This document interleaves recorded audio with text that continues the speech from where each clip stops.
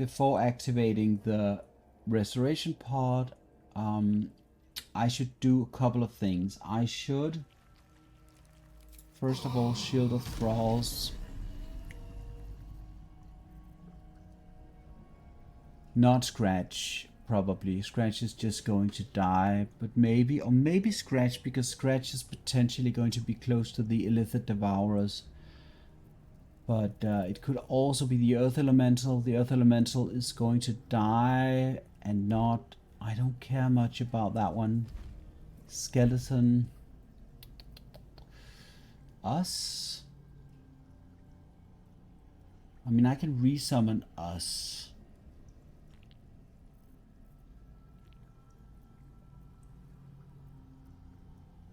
Probably the Earth Element.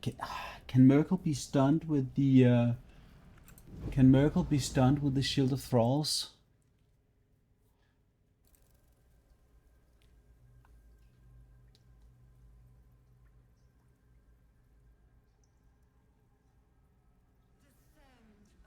Yeah, I don't know what I'm going to do with Aelin, honestly.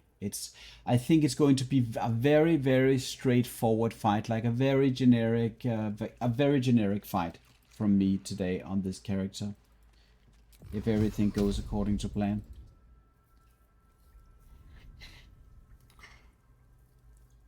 Yeah. Okay, if I still have the item. I do have the item. The item is... The item is right here.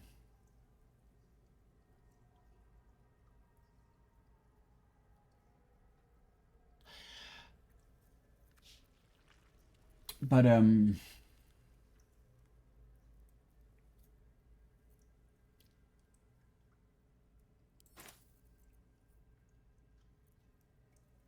okay. I'm not sure it's a free action. Okay. Yeah. I'm not sure that I need to apply the that I need to apply the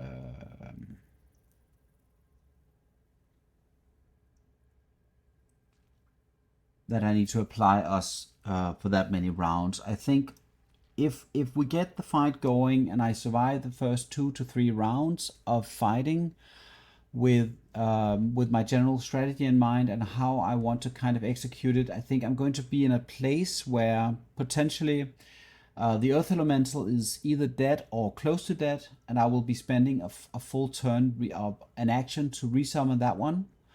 And at the same time, I'm assuming that Myrkul is going to be he's going to have radiant orbs on him. Speaking of which, I am going to just quickly go over my item setup here. Callous Glow Ring, of course, not going to be usable. I do need to equip the Club of Hill Giant Strength, which is a bit of an annoying thing. What I could do is I am actually contemplating, if it still works like it did in patch 6, to touch the illithid pod if I equip the jump ring here. Once I touch the illithid pod in patch 6, it's going to restore the item abilities just for a split second or something, or maybe until you proceed some kind of trigger. But at that point, maybe I could rebuff the jump. Okay, I just want to put my Shield of Thralls somewhere. I'm probably going to put it on us, just because it's a pretty decent choice. He's okay on the HP and like he is valuable, blah blah. So I think I'm gonna put it there. But it could of course go different places. But if I can get to resummon a cast jump on myself, I just need jump for that one turn or something where I go to the Mind Flayer. I think that would be good. And also, to not use spell slots, I'm going to need 2 different sources of the invisibility spell. One is, of course, the Fetish. and the other one is the shifting corpus. And I'm just checking invisibility is available, and the invisibility is available here as well. Okay, that's good.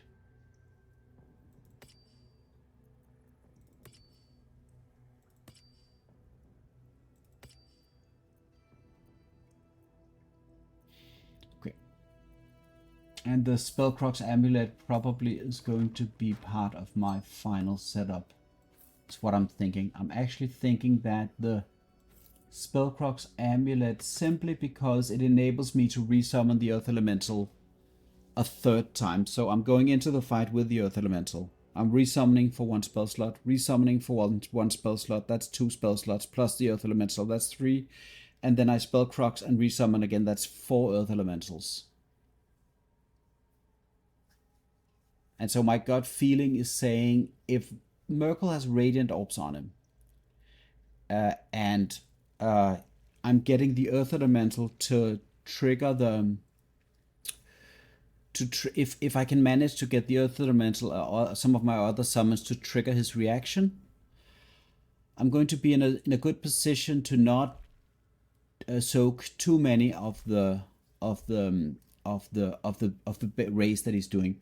I was actually considering unequipping the potent robes so that I could benefit from the plus 17 temporary hit points from the fiend background, because the 17 free HP that I get every time I kill something, 17 HP with my current stats like level and charisma bonus, is just so crazy. It's so good.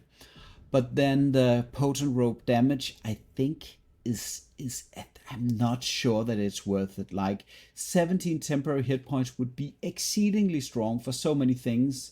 Like if I wanted to throw down a firewall and solely bring down Myrkul, do it that way. That would be very, very beneficial. I could do that for most of the fight. Just bring him down slowly and stay out of range. If that still works in patch 7. And then I could I could switch to the potent ropes at a later stage in time if I wanted to go in and deal some more damage to him. Like so many things. I'm just going to stick to the plan, but resummoning and getting those Earth Elementals at least 4 times, or potentially throwing down a firewall or something else, I think is going to be the stronger choice. So I'm just going to stay with that. The Nair Misser with the lightning. The Sentinel Shield for initiative is a big question. I don't know if being first in initiative order, how much that's going to matter. Because what I found out with my Frost Sorceress was that when the Bone Chill is applied, it's going to last all the way until Myrkul gets his next turn, or the end of the turn, the turn order. So the way that it worked, at least in patch 6, is that if you apply the Bone Chill to Myrkul or anything else, they're going to have the no heal condition for the entire turn order. So that once the turn shifts into the next round, that's when that condition is going to disappear. I am not sure that I need this spell though. I mean, if he decides to cast his Finger of Death on me, I mean, he's going to take a lot of reaction damage anyway, so I'm not that worried. Like that's not my concern. My concern is losing concentration or getting lethargic. That's what I'm worried about with the current setup. That's what I'm worried about. So none of this, and probably the Adamantine Shield is not going to be in the setup, at least in the opening. Or is it? Because the reeling is going to be even stronger in the Myrkul case.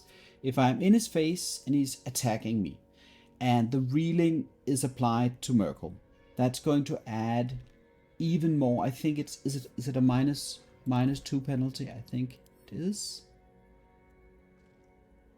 for every turn remaining. So that's a minus 2 penalty on top of everything else. And with the critical strike immunity, that means that he's not going to be able to crit me. So I probably do need that shield. And being in turn order after Myrkul, I don't think it matters as much on this guy. So probably I am going to equip this straight off the bat and fight with the shield. It would be a sad way to go if I was crit, that is for sure. And then probably the evasive shoes is what I'm thinking. The bonus action is too valuable, which is also why I want to be in the middle platform, because being in the middle platform is going to put me in a position where I can hit a lot more targets. The only reason when it doesn't become the case is in the situation where I'm frightened, and that's something that I will potentially or most likely be at least once or twice in the fight, but I want to keep that to some kind of minimum. One thing though, now that I'm really thinking this through like a madman. So one advantage that I see with me having my turn before Myrkul on Wyll here as a fiend warlock is that if I am in turn before Myrkul, I'm going to be killing a necromite and getting the fiend buff. And that fiend buff is then going to carry into Myrkul's turn. Basically giving me 17 temporary hit points on his turn. And I think that's a major advantage. So if I wanted to kind of ensure me getting the first turn, and I add in the sentinel shield, that's a +3. Then I'm sitting at 4 + 4 + 3. That's +7. And I can increase that to +8 if I want to. And that's going to put me in a potential initiative of 9 through 11. If I fail the initiative, or well, if I don't win the initiative, that's going to be at least one turn of me unequipping the Fistbreaker helm and equipping the diadem of arcane synergy, and that would suck. The question is if it would be worth it.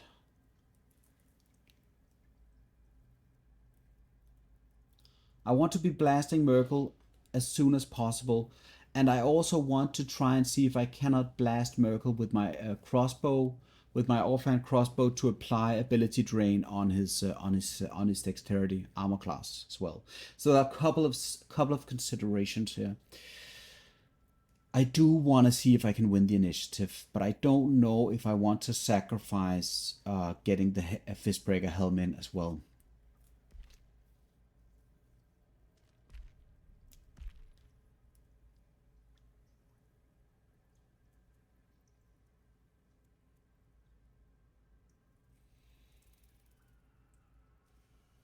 Okay, I think this is probably just a detail.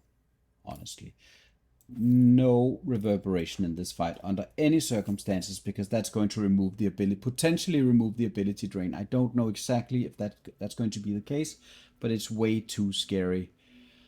I'm a little bit on the fence on whether or not the Blood of Lathander or the Knife of the Undermountain King is truly the GOAT for me in this one. The Blood of Lathander has a big advantage in that it has a passive potential blind check that Myrkul needs to pass every turn. Having this in the optimal situation, in the optimal situation, you want to be dual wielding. If you can dual wield in his face with Blood of Lathander and something else, you can really put the hurt on him.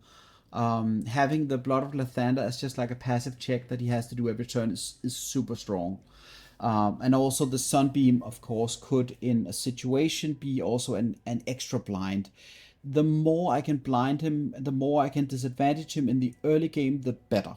That's definitely for sure. That's definitely a thing. And also the Blood of Lathander is a good thing to have in case you should die. You get potentially maybe an extra chance when it resurrects you. You never know what can happen. So it's very, very good. Let me just check one thing. Yeah. And so also it depends on where I want to put down my light spell. The Knife of the Undermountain King is, of course, a very, very good item. The fact that I roll critical strikes is going to be potentially strong. But the safety that I'm getting from the Blood of Lathander, I think, is better. Okay, I think what I'm going to do is I'm going to start the process of going down there now. Let me just see if there are any items I missed, any items at all that I could potentially want to be just in my to remember slot here.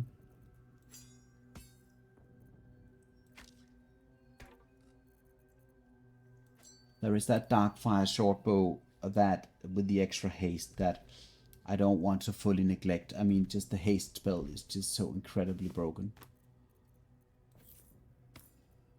I don't want to be using my Arcane Blessing staff because I already have. So if I'm not putting any concentration spells on myself from the get-go,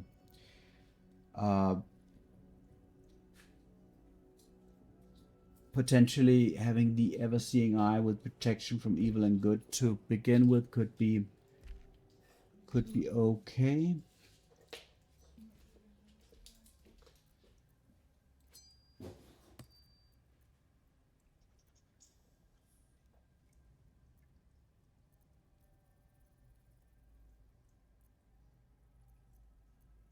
I really don't think I'm missing out on anything here. I think I have all I need. Alright, so let me just... But that actually should also enable...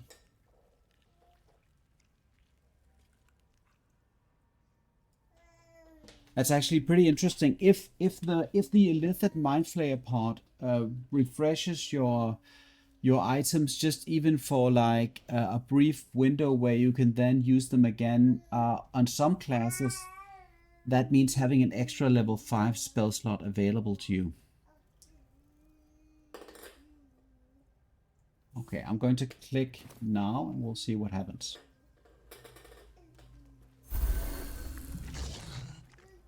Yeah, and the protection from evil and good actually reapplies. I will be casting the jump first.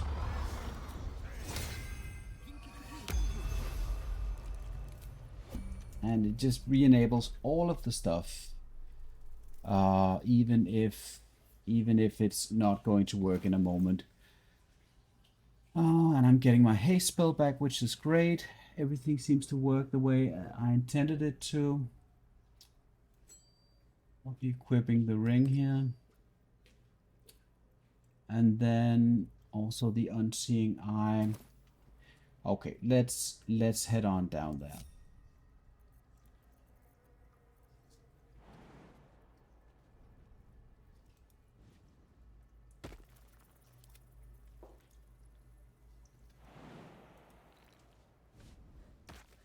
Oh, another thing, like the Shield of Thralls also needs to be reapplied.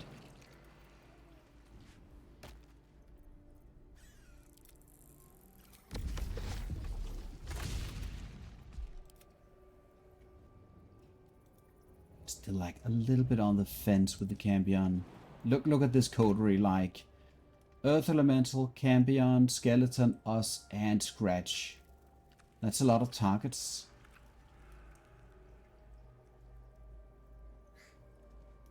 And now, since I don't need to... I'm just going to save the game here.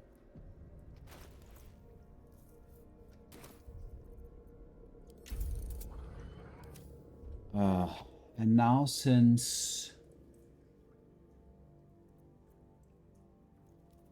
I don't need to equip the Club of Hill Giant Strength, I'm assuming like I need to go down there and see what happens once I get to the, maybe some of the temporary stuff is going to evaporate. Then I could keep the Infernal Rapier for just the first turn, and then I could potentially send the cambion to the main platform where Myrkul is. We'll have to see. Let's go.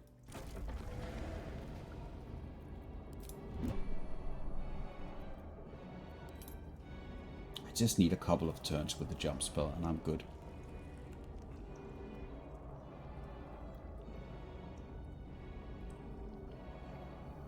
And I need to cast some invisibility and stuff on the dog as well.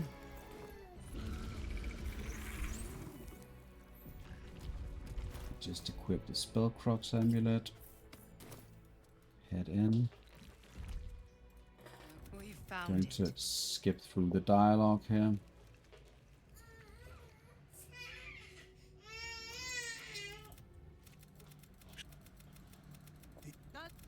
You freeze at the sight.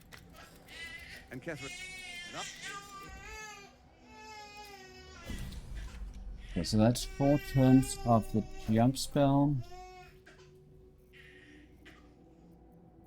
Let's see, 4 turns of the jump spell, keeping the Infernal Rapier, because the whole problem is that I need to jump up here, or either behind the Mind Flayer here, or jump to this location, which is possible if I equip the Club of Hill Giant Strength. Then I can cast invisibility on myself and then jump over here, but it's not going to be possible if I don't have that one. Then I need the jump spell. So either way, I need a solution to get to the Mind Flayer to trigger the surprise round using my Eldritch Blast. That combination of actions need a specific sequence, and I'm a little bit worried that the 4 turns are not going to be enough, because now I need to equip the first invisibility item.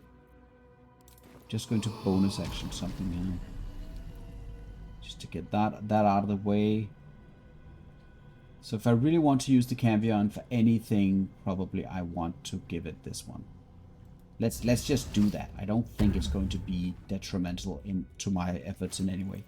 All right, so I'm equipping now the first invisibility thing here, which I need to cast on the dog. And then, like, can you imagine if I could even, can I even go?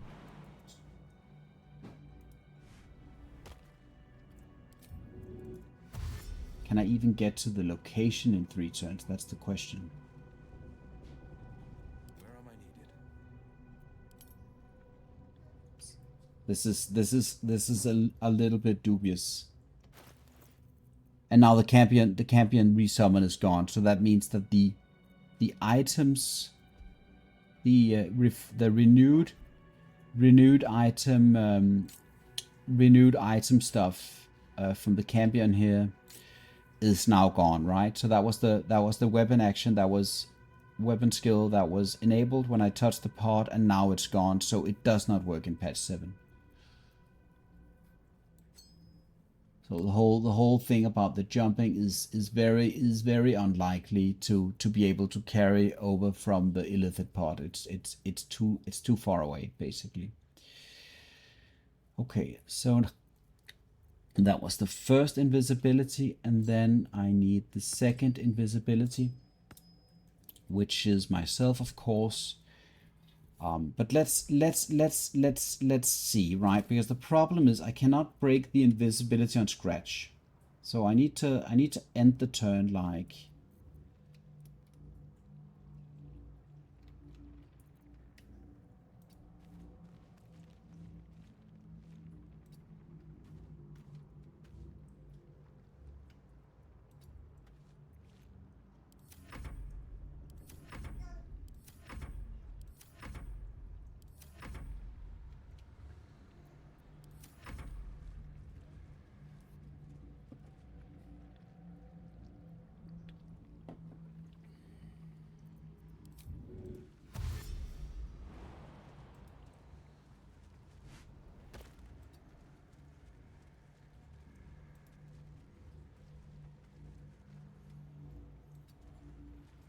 So I want the dog to go not all the way necessarily, but somewhere here.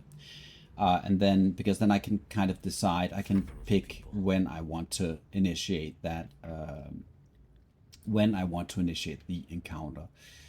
I still have to wait a full turn.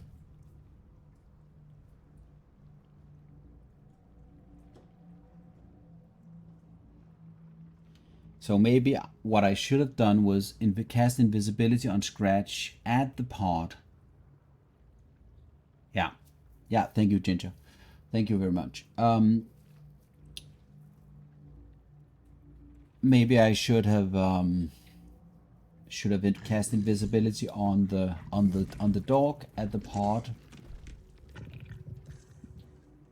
Maybe that would have been a thing, but I cannot even. Yeah, and ungroup. Yeah, exactly. Thank you, guys. So many details, and one of them fails, everything goes wrong. So jump is now for 1 turn. So that means I'm going to lose it. I'm going to lose the jump spell. I need 1 more turn, because what I need to do is I need to spend an action casting invisibility on myself from the other ring, and then I also want to re-equip the coruscation ring. Otherwise, I'm already spending an action there. But then I don't have the infernal rapier. That's a really, really tough decision I need to make here. Because maybe having the cambion for that 1 turn is worth it.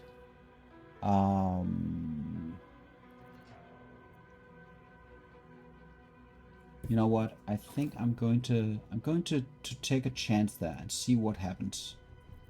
Don't think there's anything else I can kind of do beforehand. It's nothing else really, like outside of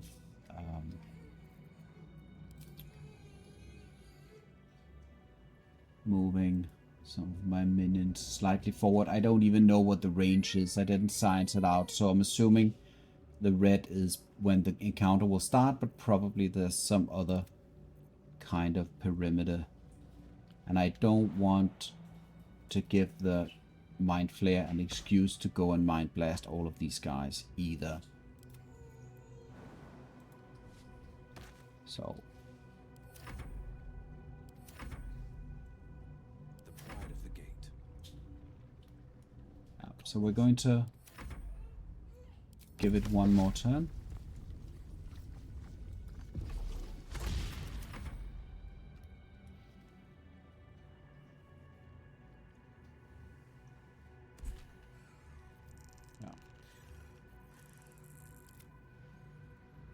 Okay then. So now Scratch is he safe at this point? Are they heading back? They are heading back. So Scratch is safe in that he is still... No, he's not going to be safe. He needs an action. So even with the hiding, even if I hide with Scratch, I think somebody's going to see him. He has no movement. He doesn't have any movement. So if I move him, I move him. If I hide, I hide. And it's going to be the same result. So, well, it's not going to be the same result. It's going to be the same result. If I remove the invisibility, the fight is going to start.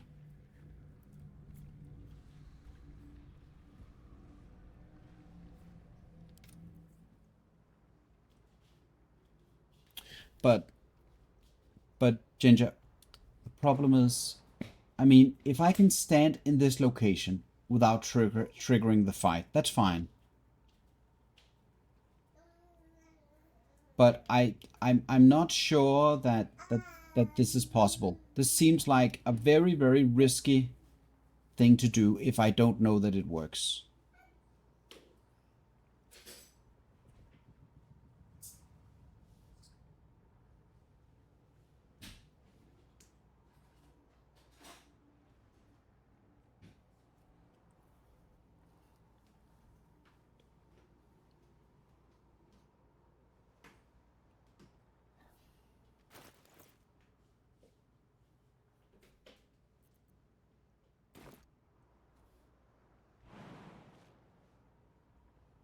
I mean, obviously, but I think Scratch already jumped, didn't he? But even so, the place you need to go, is, if I remember correctly, is somewhere in this location. I don't know if I could have gone all the way. But you know, even if I did or I didn't fucked up, it's going to be kind of, in my opinion, the same thing here. It's a one turn situation.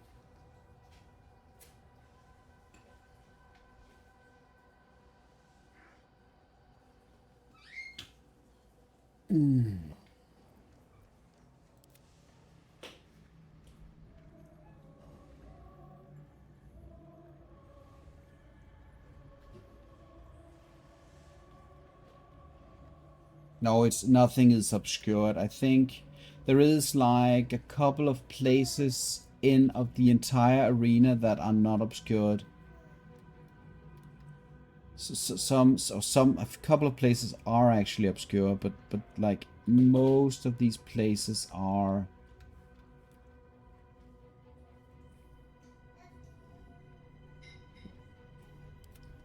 But basically what I'm debating here is like this, the jump over here is, I mean, okay, so what I could do is I have a save file with a character that could easily science this out real quick.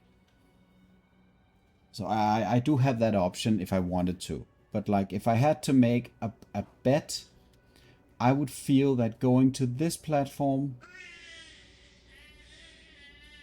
with the jump now would feel slightly dangerous.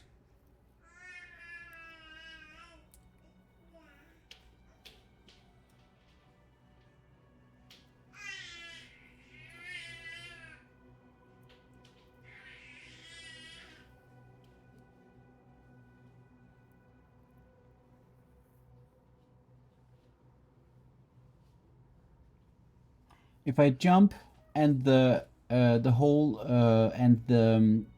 if I jump and the whole conversation starts and the initiative starts and everything starts, then I lose the whole surprise round. I'm already hidden.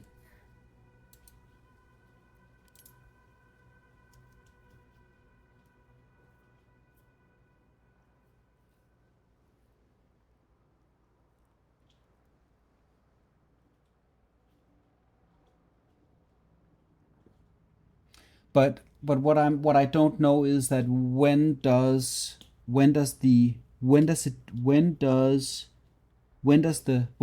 trigger? Where on the map is the trigger located? Because I'm assuming it's circular from Ketheric or any of the other NPCs. I'm assuming that it's circular in some way, so that there is an equal amount of meters basically where they're going to react.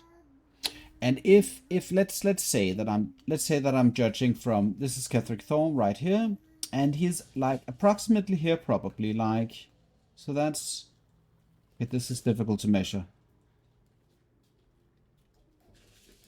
18, 20 something or something, right? So then 20. So maybe the trigger range is, let's say, just 10 meters or something. That goes for the same goes for the mind flayer. Maybe this is actually a safe spot. Like it looks like this could potentially be safe. But if the fight starts, then the fight starts, right?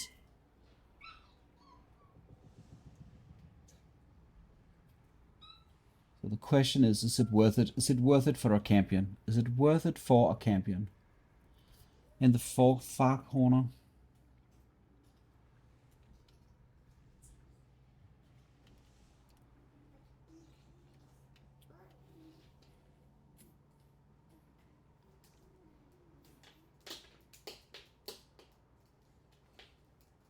I think this is the farthest I can go, and that means sneaking all the way over here.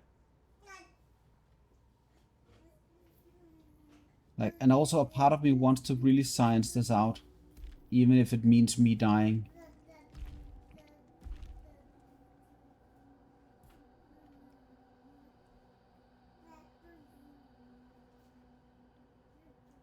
This is a super tough call, but like, yeah, because if I had a turn to cast the invisibility spell and then move on, that would be a different matter. But now I need to change my weapon into the Club of Hill Giant Strength to be able to jump over here in invisibility, go up and start the fight as normal. That would be the safe thing to do. Should we jump? To just say fuck it? And now, but now I already equipped the ring. That's annoying. It's a lot of wasted turns. It's like 2 wasted turns if this doesn't work. 2 wasted turns. You know what?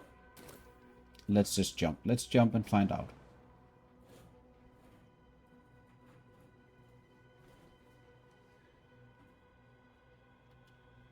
Okay. Okay, attempting that. I just need to aim right here. So do I want to go down here or do I want to jump to?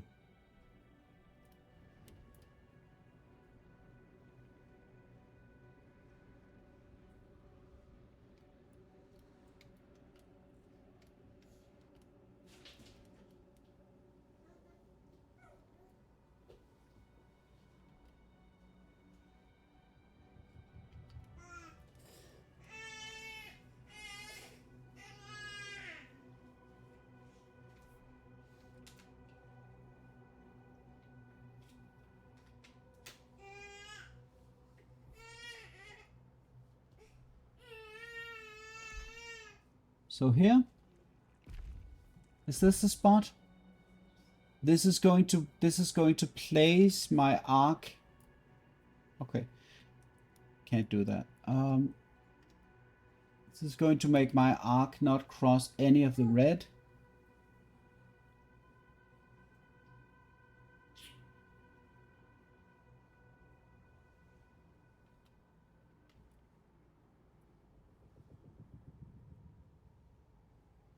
Okay, good luck, have fun.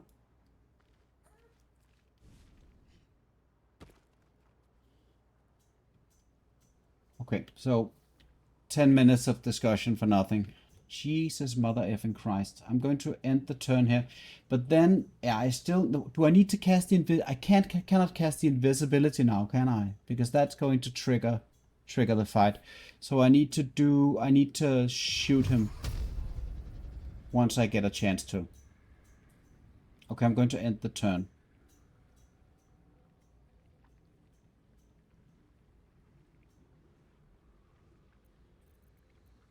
I think I can use the action, the dash action, right? No, it's probably...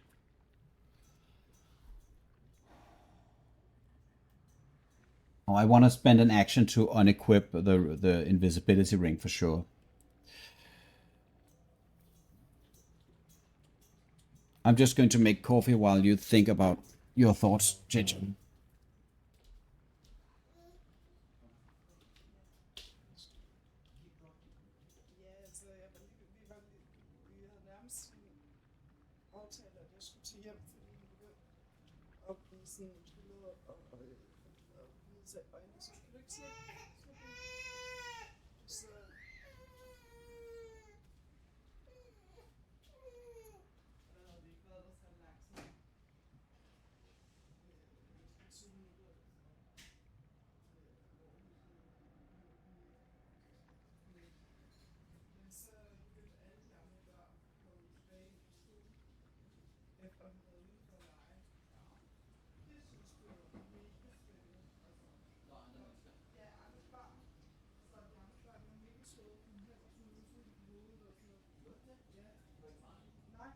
Og synes bare, det var helt vildt spændende, og sådan gribet af dem, og sådan, du ved, det var mega spændende, så hun blev helt op, og det der er sådan enige om, at det var måske det, der ligesom så vi også kunne gøre noget for Tyre, at der var andre børn, inden når hun kom,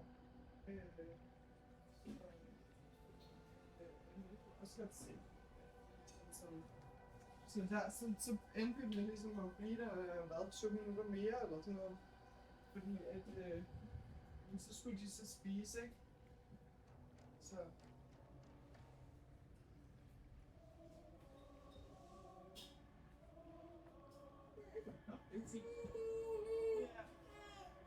Ja, det var meget positivt lige at se, at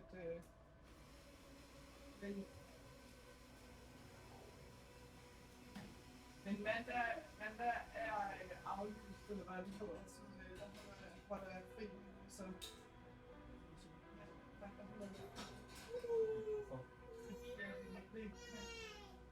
så det betyder, at jeg skal komme med 20 lige på det eneste tidspunkt, altså mellem 12 og halv 1, kun en halv time, og det er der, hvor vi sover. Så indkørslen er faktisk bliver lidt længere. Så der bliver mye på. Ja, der er mindst 2-3 uger, hun spurgte hende og sagde, hvad har du indstillet dig på? Men det var så før, at hun så, hvordan Tyre reagerede på de andre børn. Altså, det var sådan, så det var sådan 2-3 uger. Og jeg tror, at hvis der kunne være nogle andre børn, der også kunne lege enestående med at Tyre kom på besøg, så ville det være det. Meget mere spændende, end at man bare sidder foran 2 voksne og kigger og tænker, at det her det gider jeg ikke. Men det glæder mig til. Det er godt. Så sådan, jeg sagde, at det passede altså dårligt at komme med kl. 12 og kl. halv 10, så fik hun ikke sovet.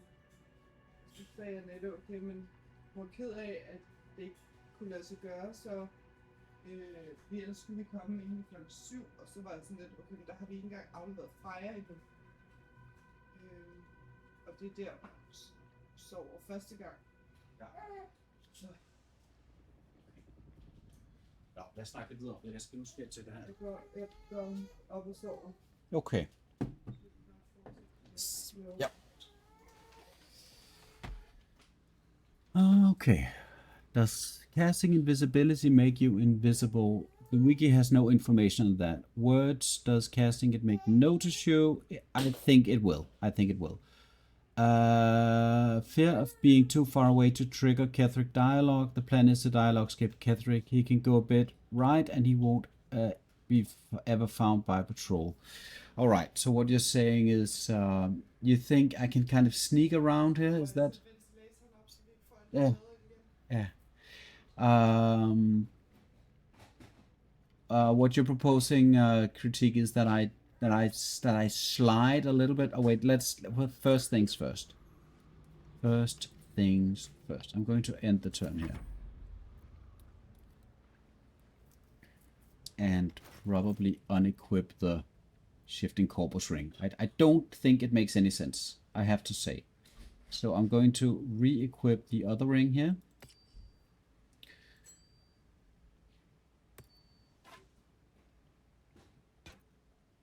One thing I should have done is do the cast would be casting the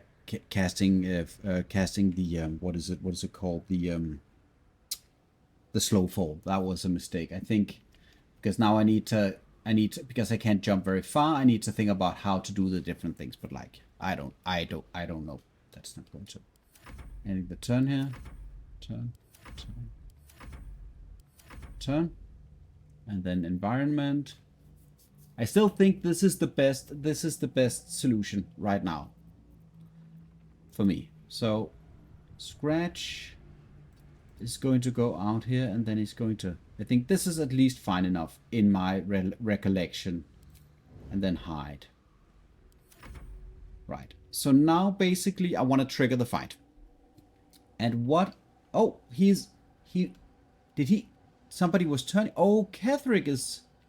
Ah, it was Ketheric who was actually... Oh, so that's the thing there. So I'm assuming that whoever's watching is probably one of the devourers at this point, maybe. Do you guys think that waiting one more turn is going to change the vision cones?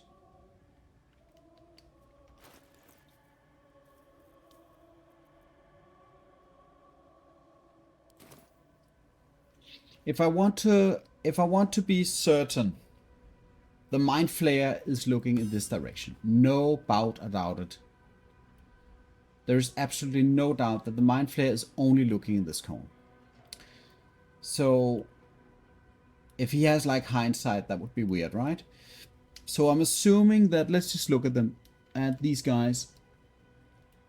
This one looks to be facing in towards the Mind Flayer. This one is facing towards my friends, and they are on their way back. I want to wait just one turn. The worst thing that can happen is Ketheric moving closer, which is what we want anyway, because I want to be in the range where the whole thing kind of activates, right? I don't know if I can even, if I could dash, like in principle, as a free action. I'm going to wait another turn to see how the environment is going to behave. So Ketheric is going to move this way, and now back, which is okay. Now there is nothing, right? So what do you guys think? Like, should I?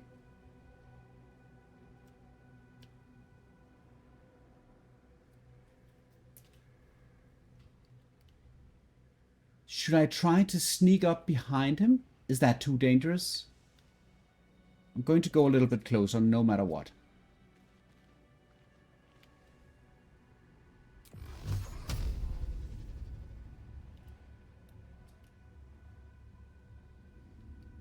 Do I want to just send 3 bolts of Eldritch Blasts into his face? That could potentially kill him.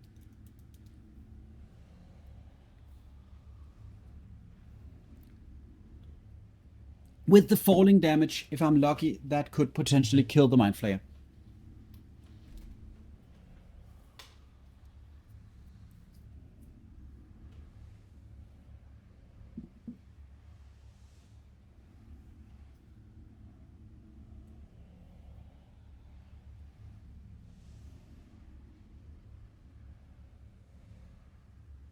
I don't know, Ginger. Okay, let's start the fight. Okay, I'm going to commence the fight now.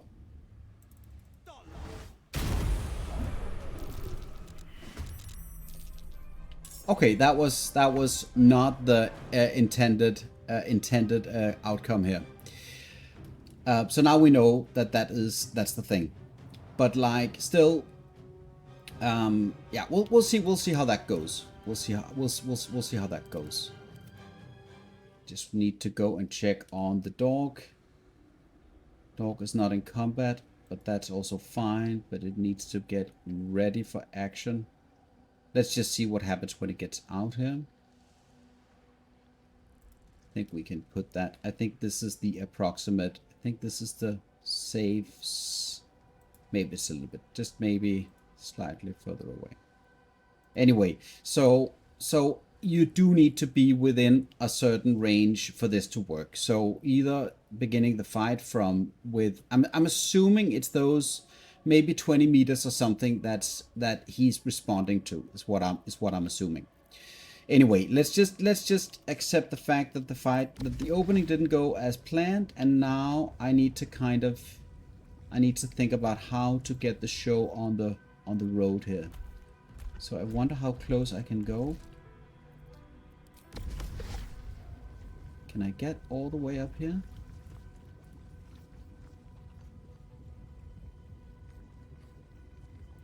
This looks doable. Not bad. Mr. Skeleton.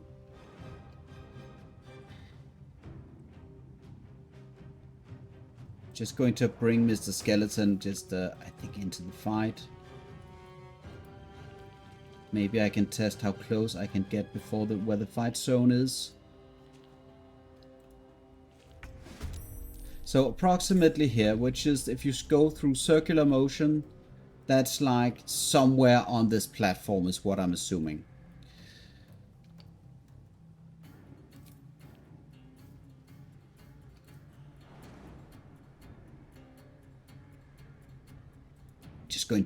We're just going to bring in everybody.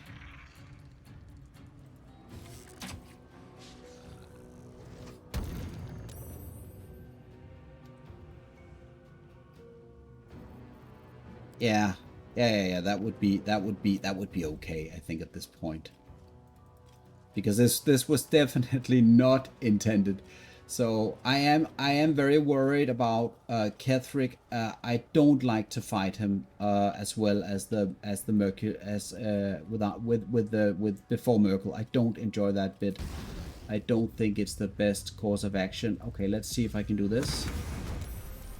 So that seemed to work. That was very helpful. Thank you, sir. So I'm just going to bring up probably...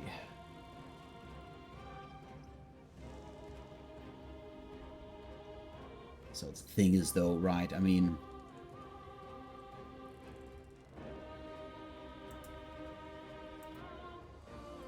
I know that is one of the preferred measures to simply begin the fight with a clear battlefield. So like that is something I was contemplating. I'm not a fan of it, I have to say.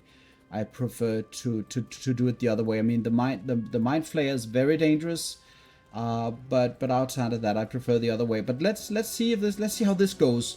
Right now, I'm in a very positive mood because of the mind flayer dying already. Wow, that was 27 HP. That was pretty optimal. And let's see if... So Scratch, bringing in Scratch already feels... I mean, who's watching me here? Yeah, I don't... Was it a crit? It was a critical. Yeah, he's very strong. I don't think I want to go in there just yet with Scratch. I think I'm probably going to wait that one round.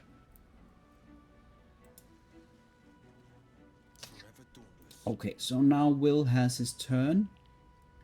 Which does... I forget if Ketheric has a response. I want to check if Ketheric has a response.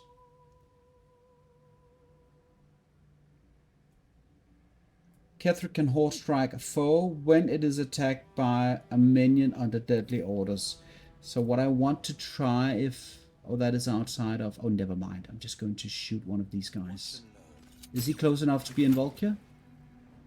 Oh, there is the Arcane Synergy I was missing. Okay, so then let's check the resistance. Everything is... I think everything is pretty much as I want it to be. And then the haste, I'm assuming, is I'm going to do that next turn. Let's see. Let's see how much damage they're going to do.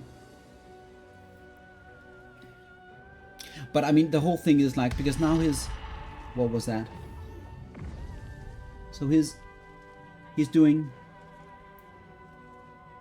deadly orders, and that's a per turn. Seems to be like, this is a free action for him. Horse strike on skeleton. So, is the psionic backlash going to do anything to him? No, nothing at all. Okay.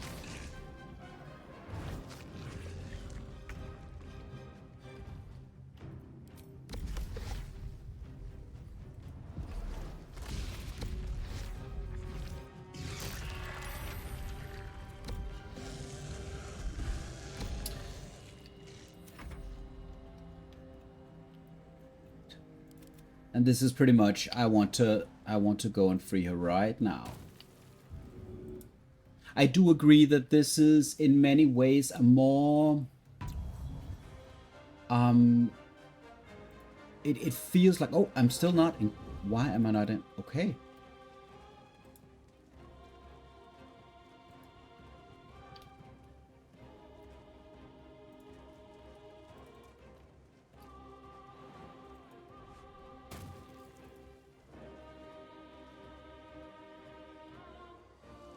Okay, don't know if this is valuable for anything.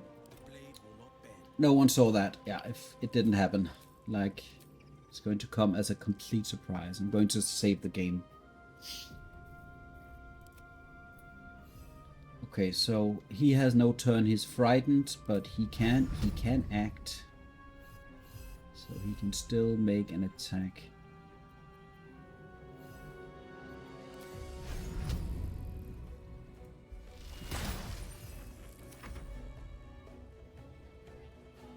Okay.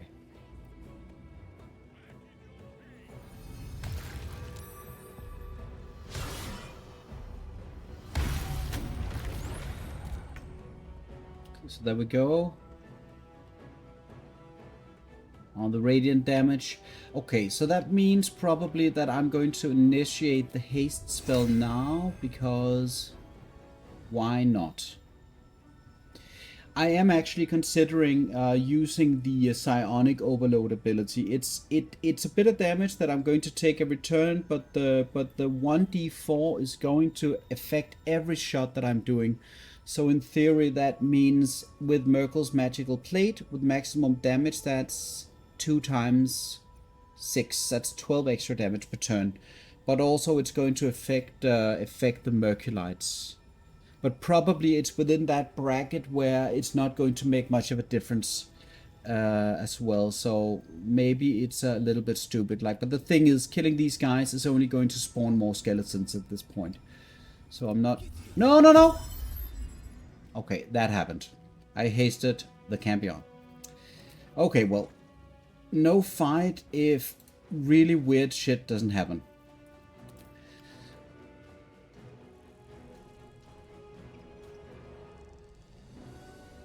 Okay. A hasted cambion. I mean, who would have guessed? Okay, that's a very odd and not very optimal. Perfect. I do have an extra haste, but it probably means that I'll be looking at the fight in a slightly different light. Let's just work with what we have now. So Thorm is now currently under the effect of the moonbeam, and I can actually see what is under the effect of the Legion and Bone and what's not.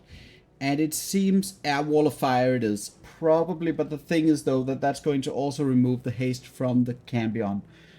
We'll have to see. I have to make up my decision on the fly here. I'll have to make up my decision on the fly for sure. Because I could spend an action equipping the bow and then still get that effect. And I forget who gets the lethargic buff when the condition ends. If the lethargic target is the cambion or if it is me, I don't know for sure. Although a hasted cambion in this case is probably one of the worst targets that could be affected. Okay, I'm going to shoot here.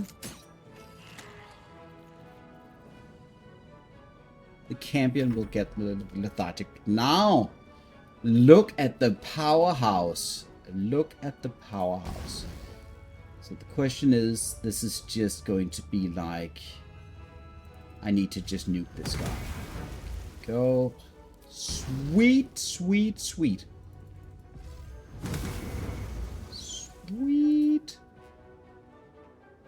And the movement is just crazy. Look at the movement on this guy. Look at the movement. Oh my god. Look at him go.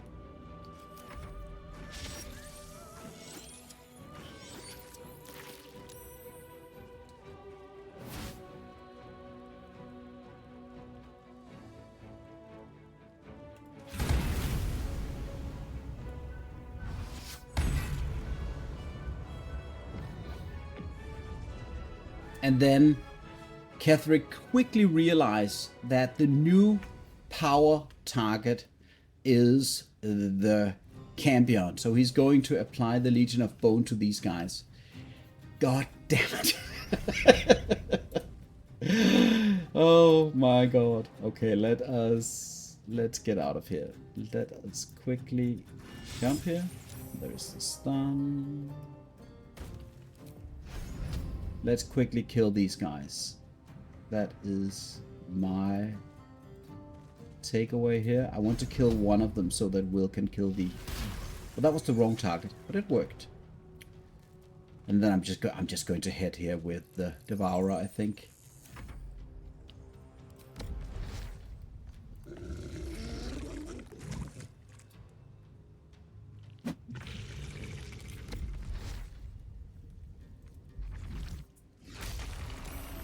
So now we're going to have the incubation here, which I don't know if that was a mistake, but like, at this point, They are going to blow up before.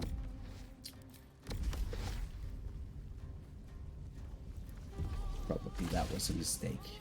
Okay, we'll see.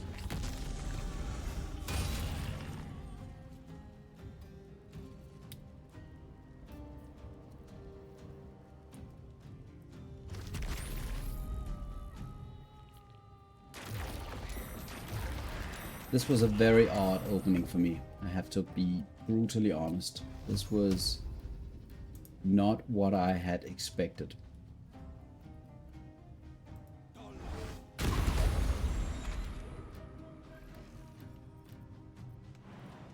But that just gives me it does give me a little bit of time to consider what I want to do.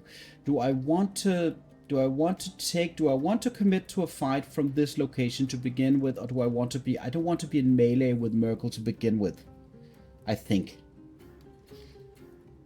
And then I guess what I could do is I could proceed to jump down here to get to that location I want to be in once the fight is going. Am I getting high ground advantage on Myrkul here? No, I don't think so. I don't think I'm getting that high ground advantage. I do want to get into his melee range. That is my intention. So, but maybe I can also use this time to expend. The advantage here could be to expend the cambion's usefulness now. And expanding the cambion's usefulness with the haste spell now, and then proceed into the Myrkul fight with equipping other items. That could be one way to kind of optimize to me a very strange situation that I wasn't planning on.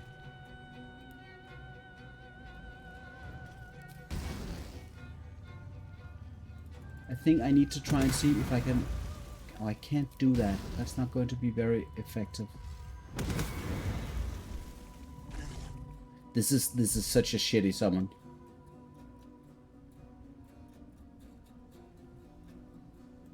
Let's see if we can move Ketheric a little bit away from these guys by trying to, if I can, maybe I can kind of taunt him.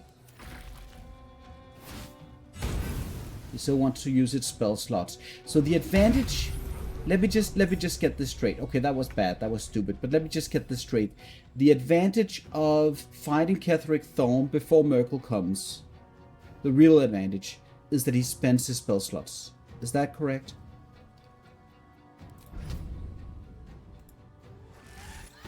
Because that would be something that would make a lot of sense to me.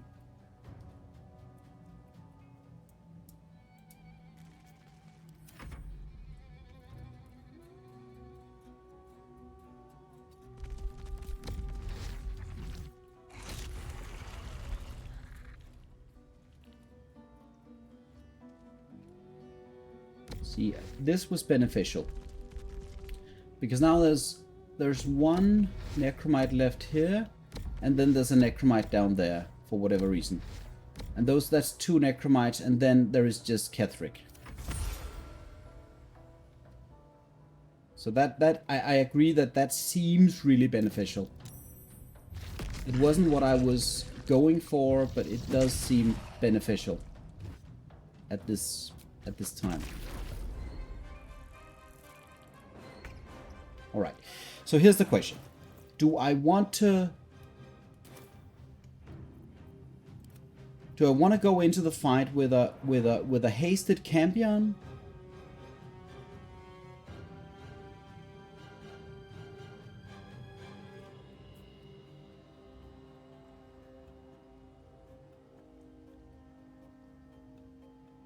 Because potentially the cambion could help me out, clear some of the necromites that are going to spawn. And I would still have that turn to equip whatever I needed from Wyll. This is my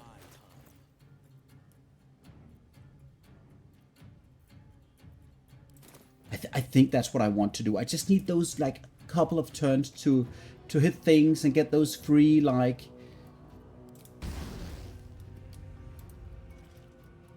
Where is the necromite? It's over here, but it's Legion of Bone.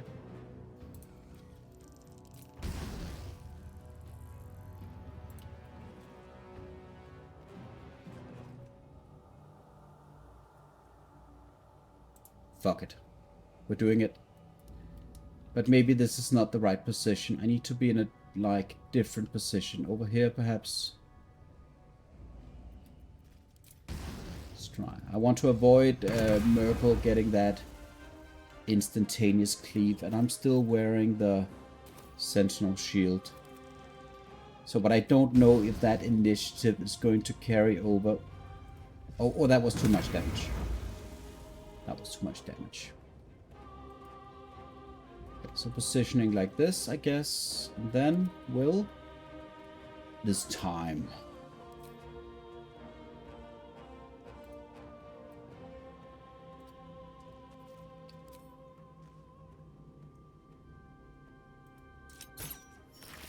That was a hit. And let's see, that is the dex drain. That's what we want to see. Oh, you get the height advantage at the upper. Yeah, okay, so that could probably... If I could bring Wyll to this location is what you're saying, I could get like some kind of advantage. I kind of want to go with the assumption that it's not necessary, because I would kind of consider that to be like a byproduct of me messing up the buff sequence. But let's see if we could just bring Myrkul to 0 HP instead. Oh, sorry, Ketheric.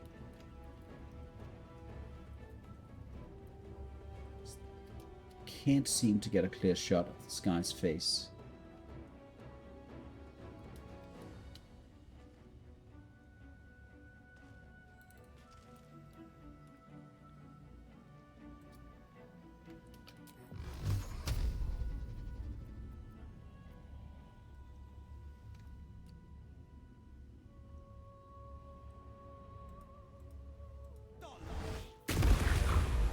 Okay, let's see. What a fool you are. Alright, so we're going to go into the Myrkul sequence. This is definitely a different way of... Okay, so I am now in turn sequence above Myrkul, which in principle enables the Bone Chill effect if I want to add that to Myrkul. If I can hit him, obviously, with that spell preventing the heal. So that's good, I guess. But it's also, I'm also not getting those temporary hit points that I was talking about earlier. So probably this turn I don't want to go down there. There are plenty of targets for Myrkul to do his things to, so I can just stand here, and he's probably going to use his thing on us, I'm assuming. But there is no reason to take that chance. I'm just going to go to the... Going to go down here. And then end the turn. And here is the cambion who is on turn. It's hasted. The armor class is pretty worthless. If I try to escape, I'm going to trigger that attack. So there's no reason to do so. I'm going to place him right here. And then end the turn, and we'll see what happens.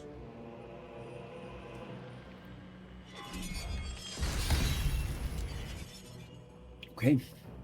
I thought she was already... Okay, so he's now frightening me. So there's that. Okay. And there are no Involcus. But I am frightened. So probably... this is a weird situation for me. I've never had so much control and so many things on the board. And like...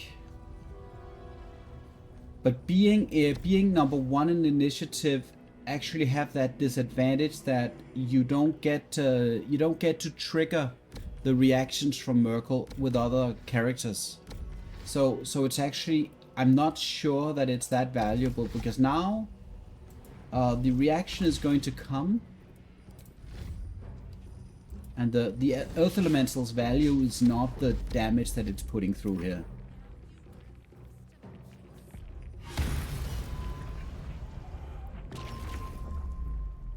So that's actually a little bit, yeah, the cambion shares number one with Wyll.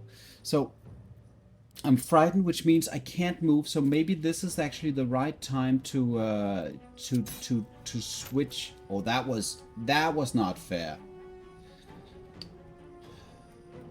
Christ.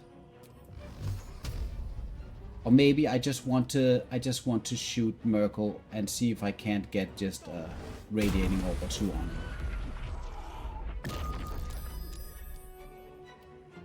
So 7 radiating orbs. This is what I'm talking about. Let's look at the debuffs. Dexterity debuff, which is great. I mean, that's -1 dex, so that's good. The radiating orbs -7, so that's -7, and then the attack roll, which of course is crazy strong and high, but still that's going to be beneficial. I killed, yeah, I shot it. No, I targeted the Invoker. So that was fully intentional. So now it still has its turn. I can shoot. I can shoot Myrkul, but I don't think that it makes any sense. What I want to do is I want to try and chase down some of those Invokers. I think that is by far the most valuable thing. So because of the full damage. Let's try to see if the 2 beam is enough. 2 beam is not enough. This spell is simply the description of shit. 3d6 should in principle be an average of 10 or something, 9.5.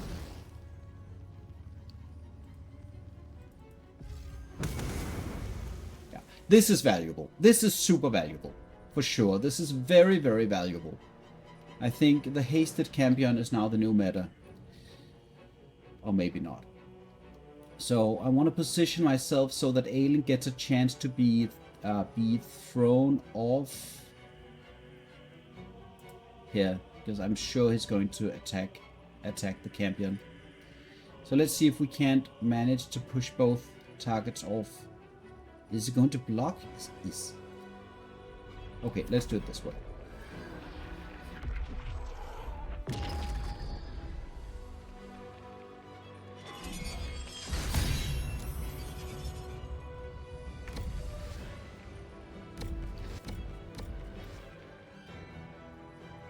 Where was the final Invoker? That was up there. So the question is, do I want to... I think I want to do this. I want to keep the Invokers down. That's my preference. And then we have 4 new Invokers. Here, up here, down here, down here. Still 1 turn to hatch. But I need to make a very important decision. Do I just keep beaming him with... That's the low ground. That's no good. And if I decide to go up, that's going to be bad. I think right now I want to take the... high. I want to go up here. I don't want to have the low ground disadvantage. And I have the... currently have the... Let's see, the Arcane Synergy. So let's see if that's not enough to blast the Invoker down here. It was. And then we're just going to beam down Myrkul, basically. I could use this guy to trigger his reaction. The question is if I want to do that.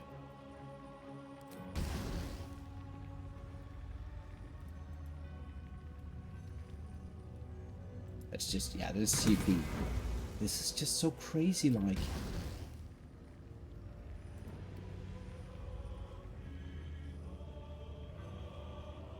You know what? Probably not. I want to do this. Did I just 3 damage?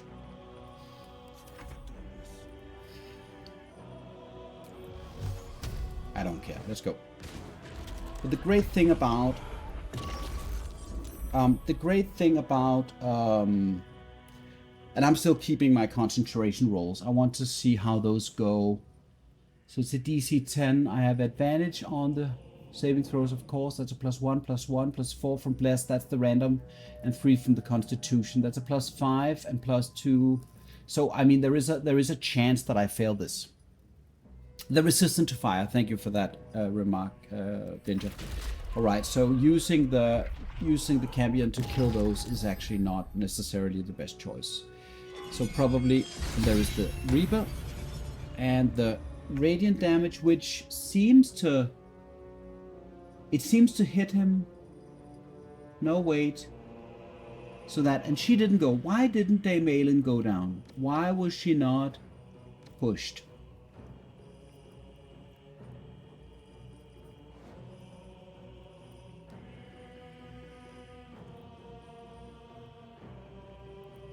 Oh, that's maybe that is the, that was a, she's saved. She's downed, but she saves.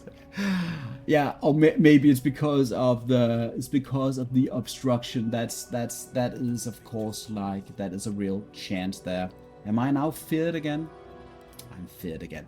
But like in this stage, I'm thinking like with what is, whose turn is it? The Earth Elemental. Go. Right, so I need to go and absorb a hit. And this is what I'm bothered most about with the turnover. Okay, so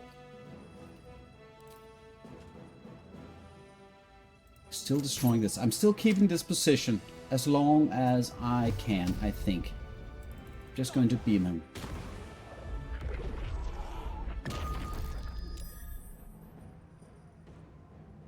I'm still receiving the frightened condition all of the time.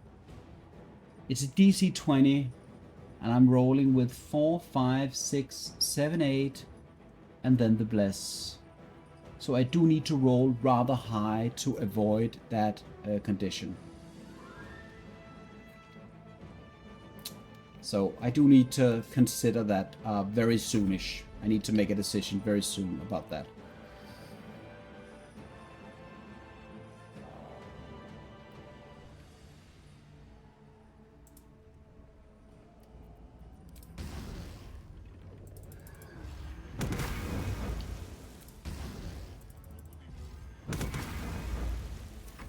Oh, that was too much. Okay, so now he's beginning the healing phase.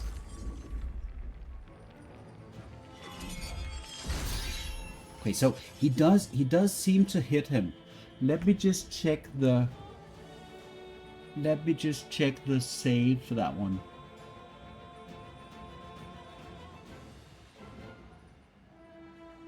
It's a critical. It was a critical. Okay, but he did hit him before as well.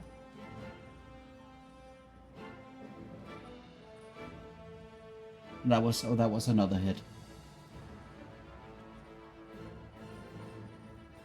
Right. Yeah. Okay, so now for the this is probably one of the last free turns that I have available to me. The cambion is now has a turn right now where it can do stuff. And I don't think I'm going to spend that turn on getting itself killed. I think I'm going to have the cambion be the meat shield for this turn. And then I think I actually do need to spend the first spell slot here resummoning the elemental. I think that's going to be necessary. I don't think any of these guys are going to provide more value than the earth elemental. I forget if the air elemental in principle has a reaction that takes away the enemy reaction. Let me just quickly check that out.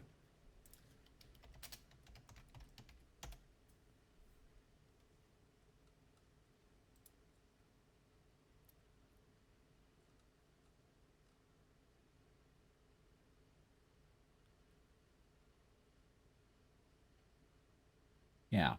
So the air elemental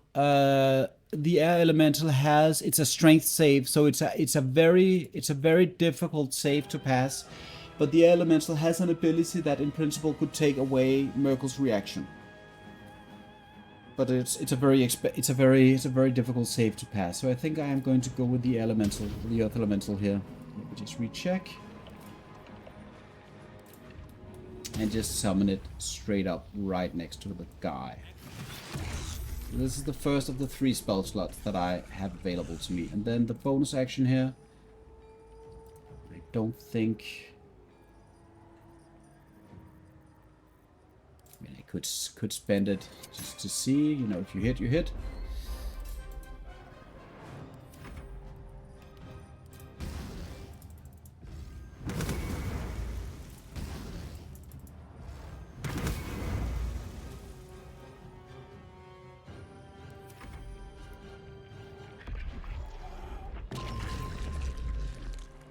I wonder if the frightened status is going to impose. And that was the miss. That's what we want to see. We want to see that miss. Just occasionally. Okay, so the question is now, do I need the haste spell? I could go for that. Or I could just attempt to continue the fight as it is right now, because it is going relatively smoothly right now, but like there are potential things, potential problems. I really don't want to spend any, like, because the problem is at this point, like the cambion is still doing a lot of work, I have to say. Even if the invokers have that fire resistance, it's doing a lot of work.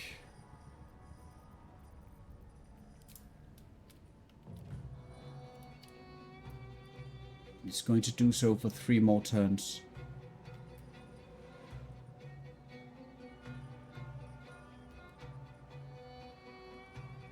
And Wyll could semi-protect the Earth Elemental by attacking Myrkul.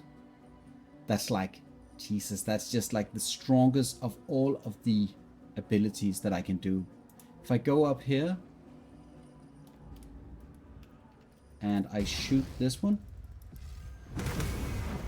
Okay, that's not optimal.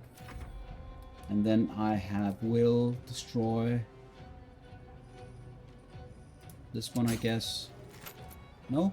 Oh wait, that was... Now I was just fucking this completely up. There we go, like this, I think. And then the Frighten. The Frighten is back. And the Frighten is just like... It's like amen in the church, as they say.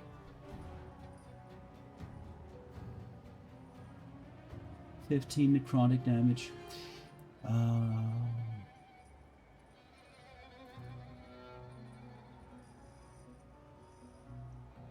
How is... So no, like a DC 19 saving throw, but no advantages of any kind. Like what? No modifiers.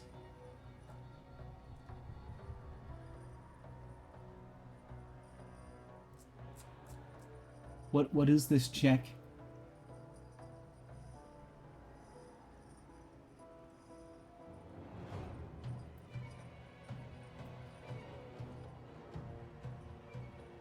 Oh, right.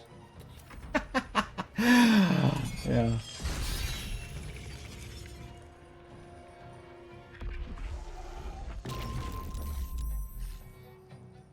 Right, let's just... I want to check out the damage bracket for this one. This is 48 of... So plus spellcasting ability modifier. So 48 damage roll. But that was the same as up here, where the roll was almost the same. But it was halved in this instance. And up here it wasn't halved, but there was resistance.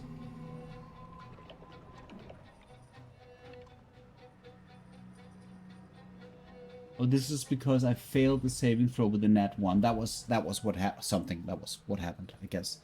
Okay, let's get back to business. So the question is, do I want to spend my... This guy is not frightened right now. So can he do anything valuable with this turn where he needs to end it up here? I think destroying an Invoker is not going to enable him to get back up there, is it? But then again, I could sacrifice the cambion after that. Probably I don't want to do that.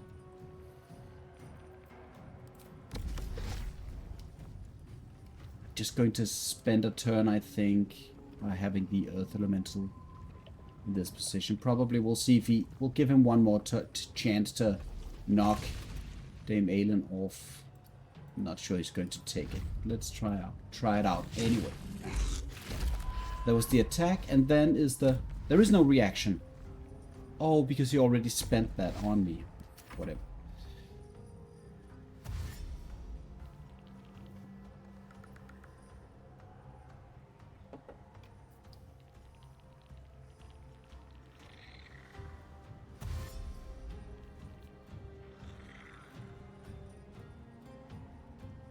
Yeah, I could destroy the damaged invulcus, but my concern is that if I do that, he's going to pull everything, and I'm going to take unnecessary damage, and I don't feel like I don't want to do that, preferably. Okay, let's see if we can't deal enough fire damage to this invulcur.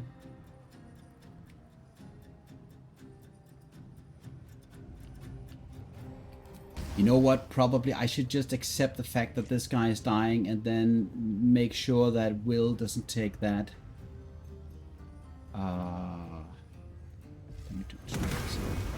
Don't know if that was the right move. Right now, I honestly can't say.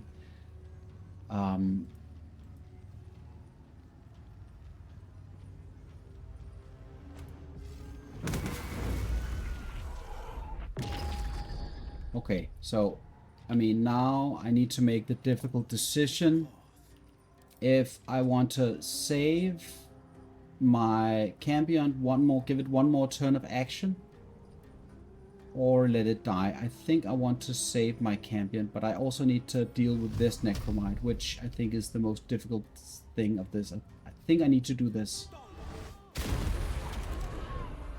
Did I manage to hit him? I did hit him twice. Okay. So this is a relatively good position right now. So I do want to try and save the cambion. Just that one turn I think is great.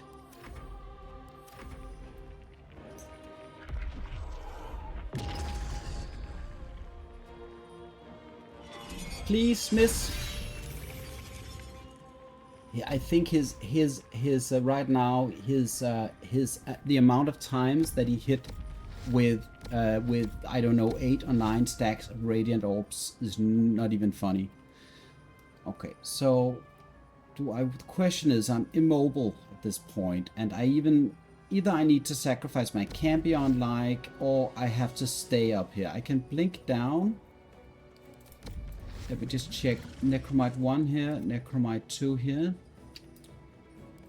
I don't like the look of their position right now, so I think he's going to pull me down. And he's going to kill the cambion. He's going to kill me and the cambion if this Earth Elemental moves.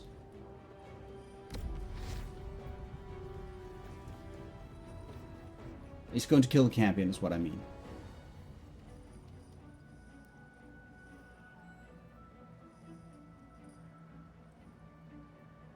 No, he's not, because I have turn, yeah, and I'm in the, you know, turn-wise order. I have a turn, so yes, you're right, you're right. It's not worth it. It's definitely not worth it. Let us see what we can do to these guys. And I'm choosing this, which might have been the wrong action, but I'm choosing this. Either way, one of them is going to get out scot-free. That was the wrong situation. Now he's going to heal. Let's see how bad it is. Okay. Alright, let's see how bad that is. Yeah, I can summon us, but he's probably going to go for me, I think, this time around with his spell. So there's that. And he's sitting at 6 radiant orbs, and I need to, this is like a turn that I need to take very seriously. Does he have any other necromites that's in range? No, he does not. So do I want to spend a turn? Do I want to spend a turn equipping the Darkfire shortbow? Or do I want to do something else? I'm not sure that the Blood of Lathander at this point is that relevant. I have one more spell slot, and in principle an extra spell slot to do shenanigans. I could also place a firewall.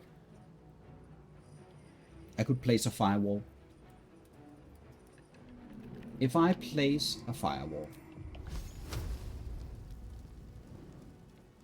from here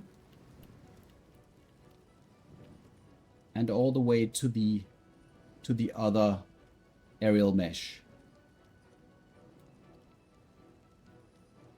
That is going to put fire damage on him. It's going to add radiant orbs to him, and it's going to in principle help me dealing with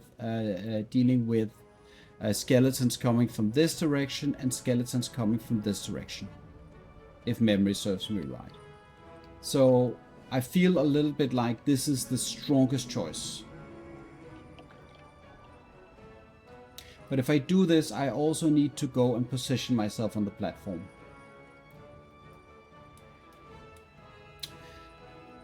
Okay, but the cambion still has its turn. So it has that one turn that, you know,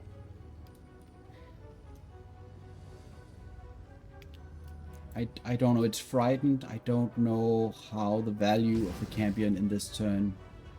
I think destroying Invulcus.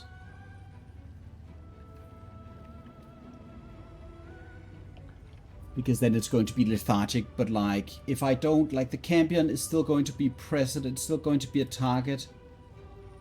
You know what, I think I need to run that risk of going to the platform. I think I need to run that risk. Unless there is something that I'm not seeing.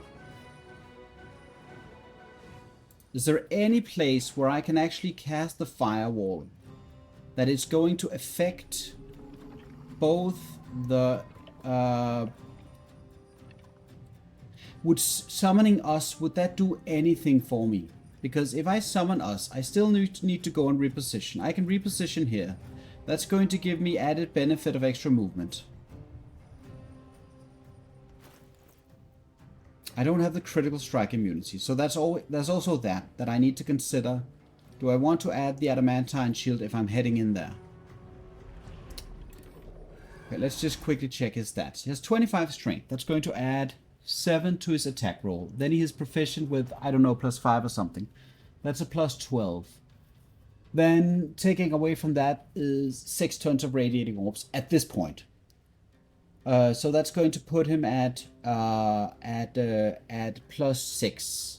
So that's still going to enable him to hit me with a 17 at this point. Like, it's still pretty dangerous. And the damage is pretty dangerous. So, like, I want to consider, if he's missing, fine, everything is easy peasy, lemon squeezy. If he's not missing, then that is a potential problem.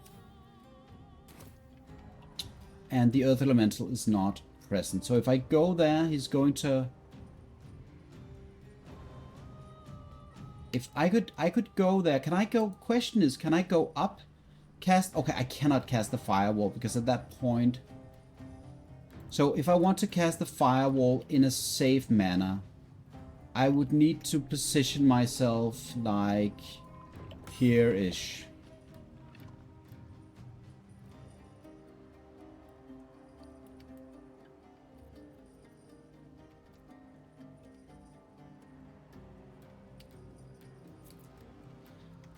Because I'm thinking like, if I'm in the let's do the Darkfire shortbow for the haste, that's one line of thinking. If I have the haste spell, if I get that online, I have if I have the Blood of Lathander, I have all of the items for that set up online with the Earth Elemental. I think I can easily handle bringing down Myrkul's hit points.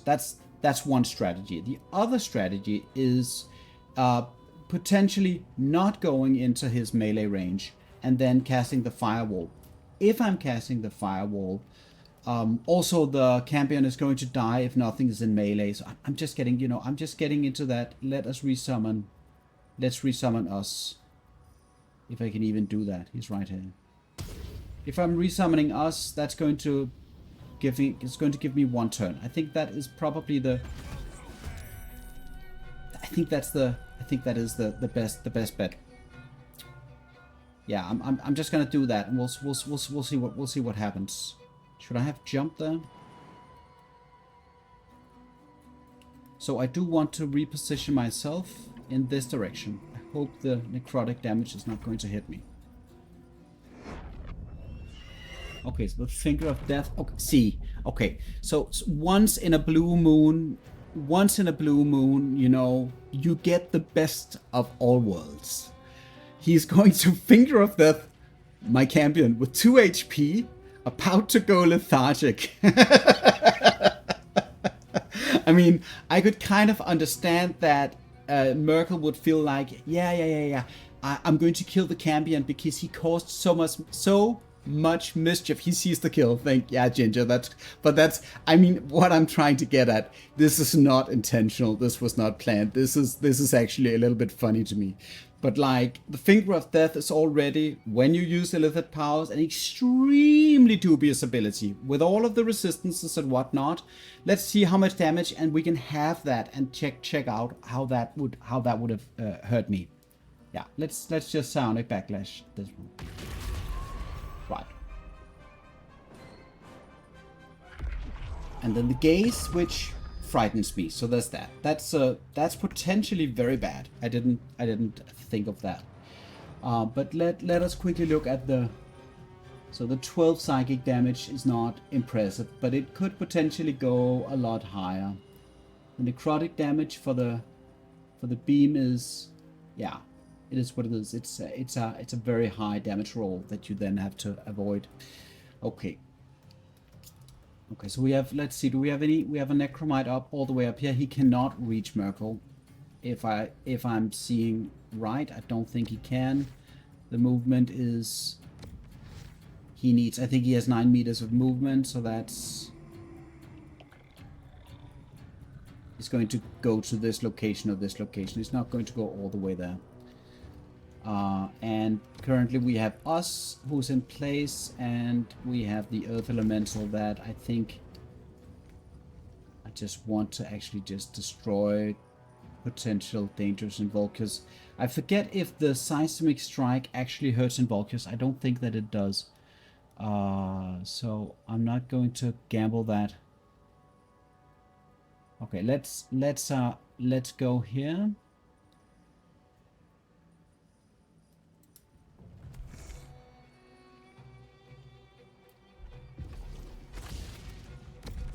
And destroy this guy. The 1 HP. Potentially Wyll should have gotten that one. And then do I want to go to... Don't want to be next to that one. Let's just position myself. Probably I want to go up actually. Because in the worst case scenario he's going to frighten the Earth Elemental, and maybe yeah, I don't know. Oh, the dash. Yeah, I forgot about the dash.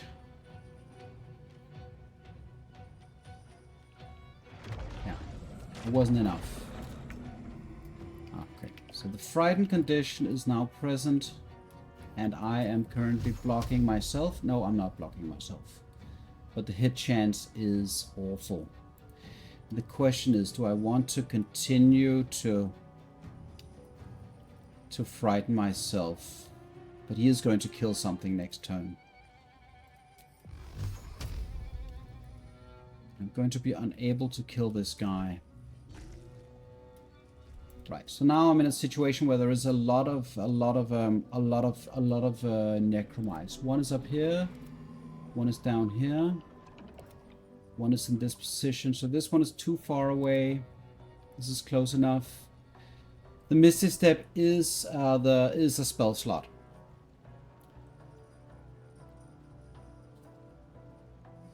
So it's very expensive. But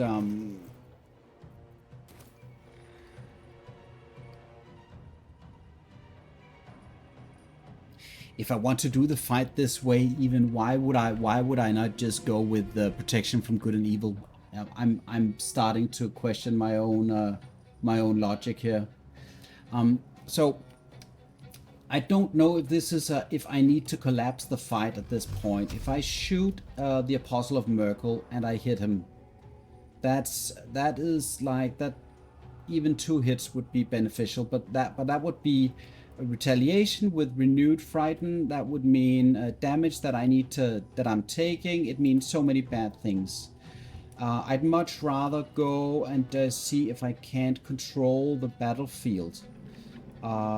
This guy down here, there are only 2 difficult targets right now, as far as I can tell.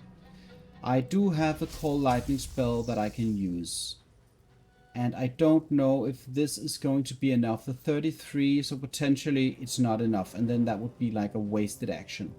I have the magic missile, which is probably my best bet, I think.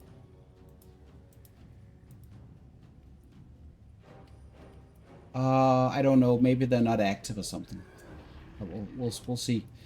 Okay. And hi, say. So, I mean, as always with when I'm streaming, I'm taking like all kinds of input and then I'm following, you know, whatever input I find meaningful.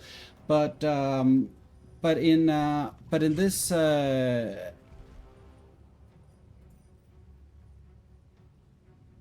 what is Color of the Week is not working for what reason?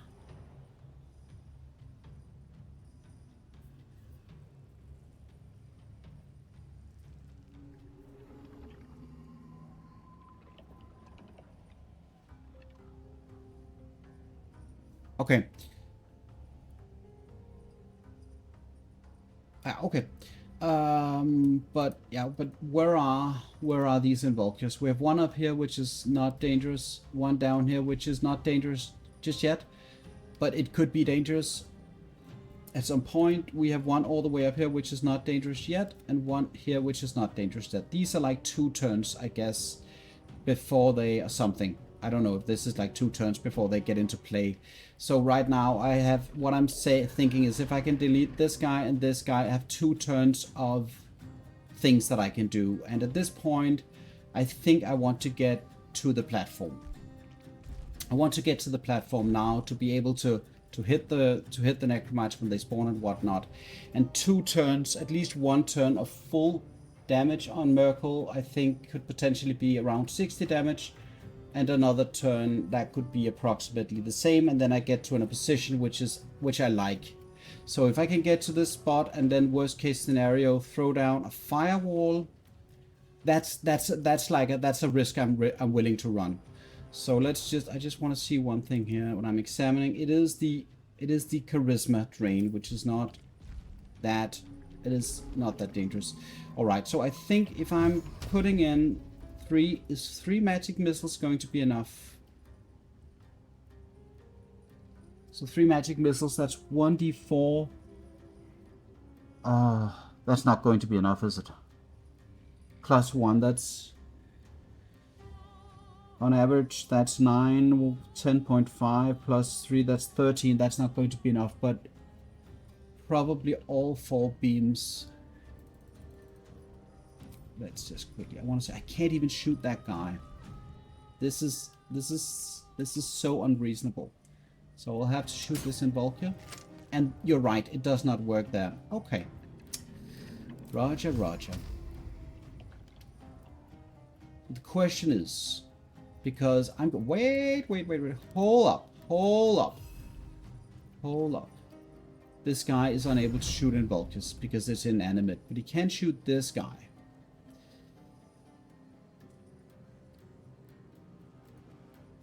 And do I want to trigger the attack of opportunity here?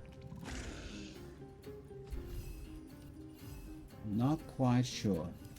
There is one action though, which is a bit of a joker action, because I actually have the second marriage.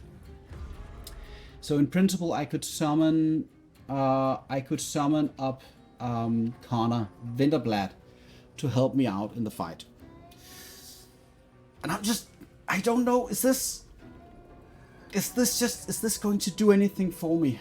Is this potentially an extra round of fun?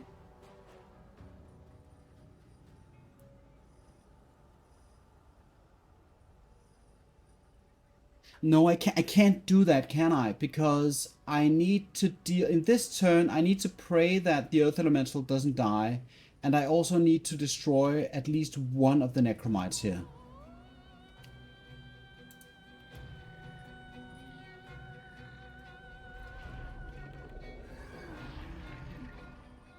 I'm just worried if this is even... Okay, I'm going for it. Okay, that at least that worked. 5, 18, 23, 26, 30. And the arcane synergy is back. Okay, let's end the turn here. And then we have this guy, which I should have attacked first. Now I'm just at this point like I'm making mistakes all over the place.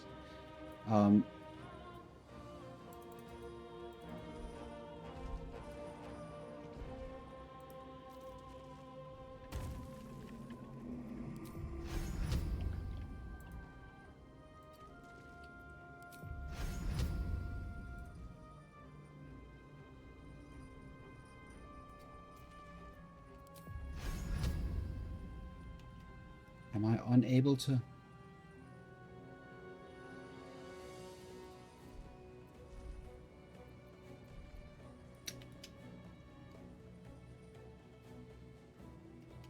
Oh, yeah.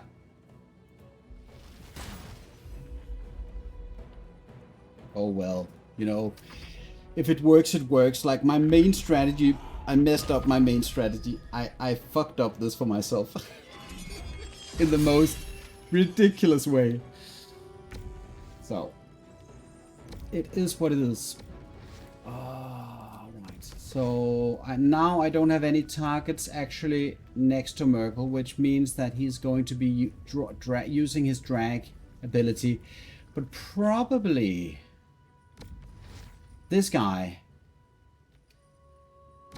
If this guy is going up this aerial mesh, can he go up the aerial mesh over here and produce the healing? Or does he have to go that way? And the question is, do I want to take like the AoE stuff just the once on everybody? Including the beam, because the beam can still hit Wyll.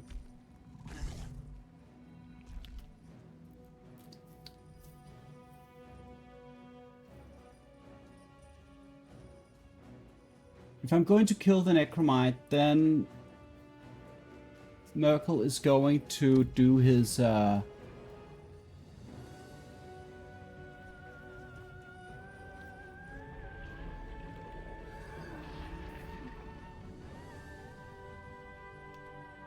so you know, the Necromite at this point, I'm assuming that it does. I don't know if it has to dash in order to activate the healing. If it has to dash in order to activate the healing, then if the dash action takes away the healing, then that's one thing. Then I can kind of, you know, I'm assuming I would be able to position myself here or something with the Earth Elemental, take the hit from Myrkul. You know what? This is already, the healing is Myrkul's reaction. It's Myrkul's reaction.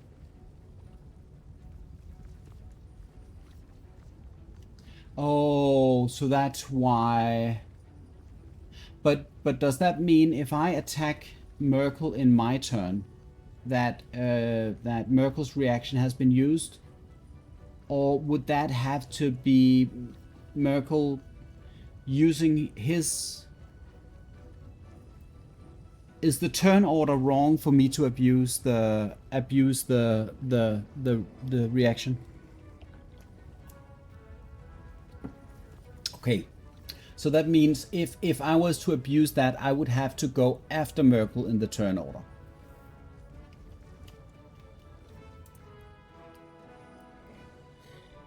Do I want? The question is really, do I want Myrkul to heal anymore? That's the question. Is Myrkul healing a bad thing or not really? That is the question for me. I have 2 more spell slots available. I can cast the firewall. I can potentially still cast the firewall if all of, you know what? I want to keep my options open. I'm going to go here and punish this guy, and we'll see what happens.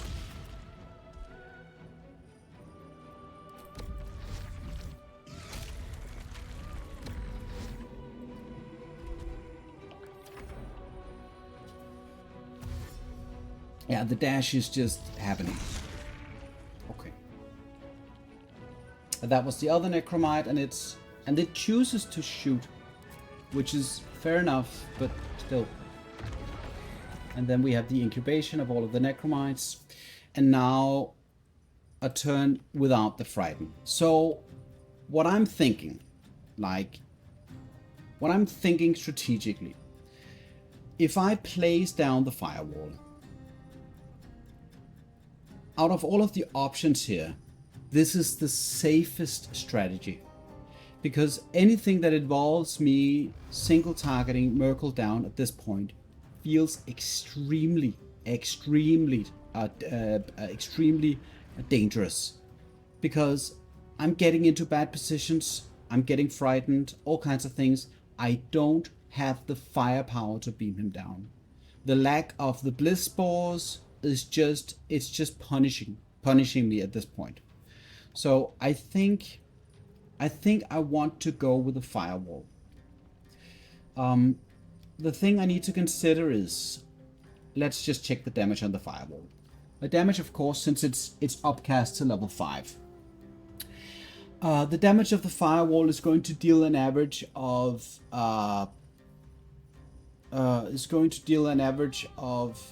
30 damage. Is that it? I can't count.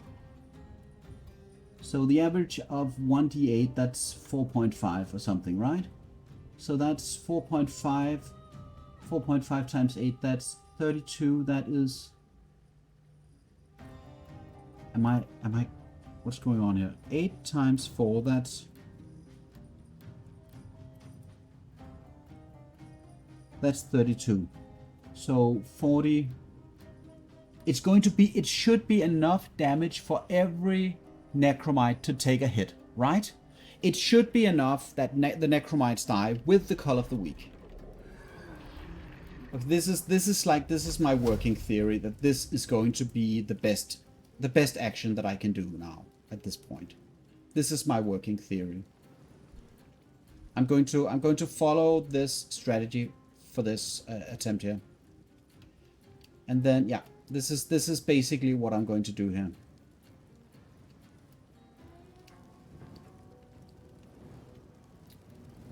But one thing doesn't rule out the other. But I do agree that the Wall of Fire is problematic. But I'm going to use it anyway. And it does not trigger the reaction. And it dealt an insane amount of damage. So there's that. Okay. That means that I need to go somewhere at this point. This guy.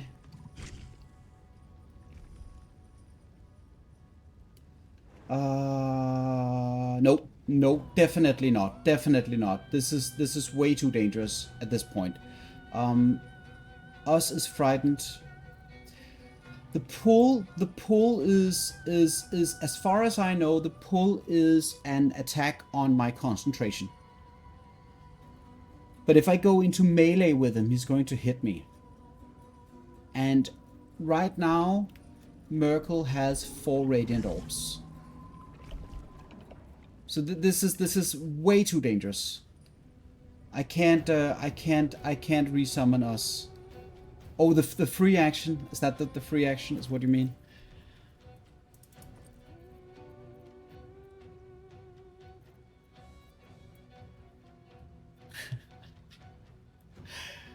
So is this a one-time free action?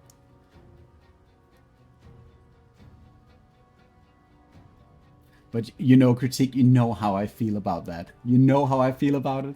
I don't like it. I don't like it. I just don't like to do that. Once per long rest.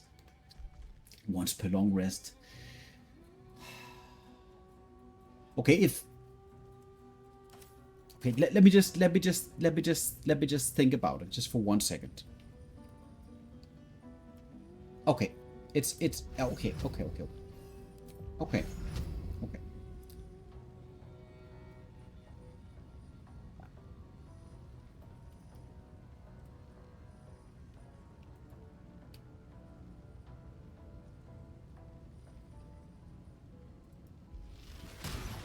Like if this is like really a unique ability, I guess I feel okay. I feel okay with this.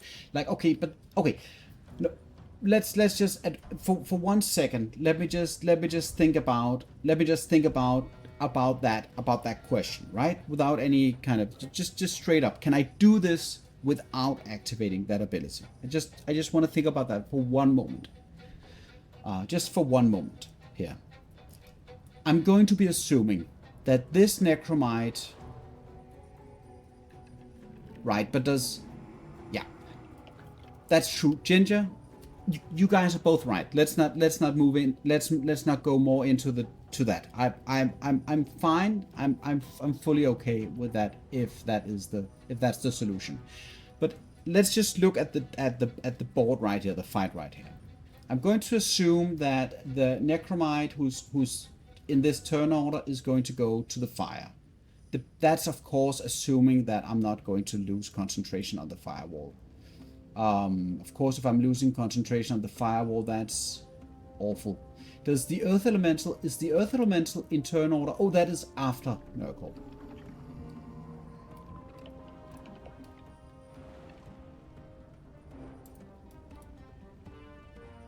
Because I could shoot like just to make absolutely sure that nothing goes wrong. What I could also do in this case is shoot this necromite, because the other necromites are very far away. So shooting this necromite is my bonus action. I can do this no matter what I do, if the other one is a free action. Okay, there we go. That was not enough.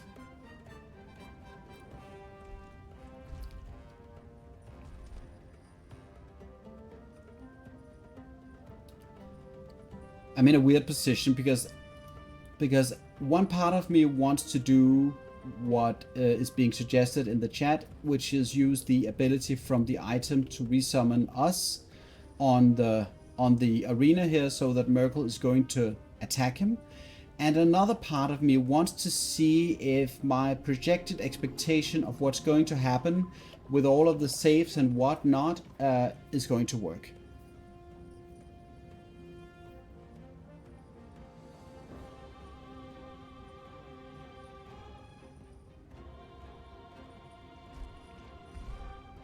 I feel like I've, no matter what, I feel like I want to attempt the item. Also, I've never done this before, and I think it does not. It's a free action, but like at this point. So, well, how do I proceed? Do I right click and then cast the spell? Is that the way that it works? Or do you double click the item? How does using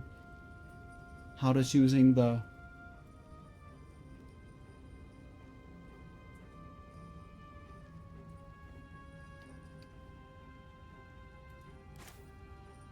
If I go to this location right here,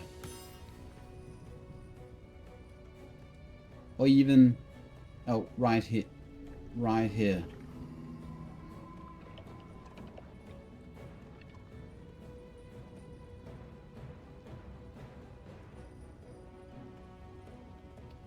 or if I go to this location right next to the necromite and attack it, and attack it using the attack of opportunity.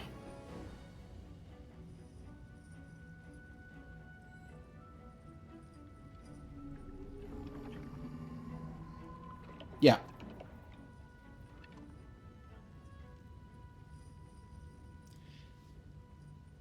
Just like what I'm thinking is, no matter what, like either, like no matter what, I'm in that situation where I'm finding that no matter what I do, either, like let's say I go next to the mite, and let's say that he pulls, and then he deals damage to me, and then the fire concentration breaks. Then the mite is also going to die because I'm going to be opportunity attacking it when it tries to leave the vicinity. This is like the worst situation possible. And then on top of that, if he also does his frighten ray on me to keep me locked in place, that would be the ultimate bad situation. That would be the worst imaginable situation. But if the firewall breaks, I can be anywhere. If the firewall doesn't break, I mean, I can be anywhere. I mean, probably, you know what? Probably the pull is going to get me because I have a very low strength. Critique, tell me how to activate the item, please. Do I right click and then cast spell?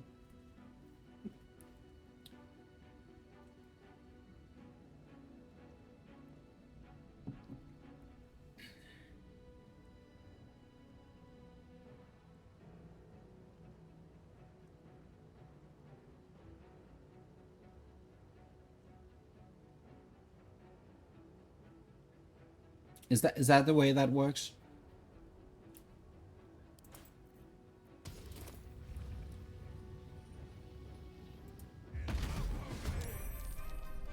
That's the way that works. Okay. All right. So now he's not going to do it. So I'm going to move further away, I think, from him.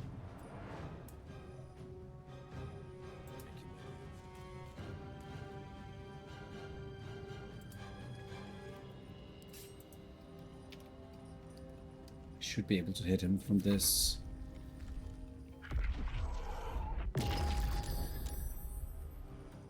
So succeeding. What was that attack roll?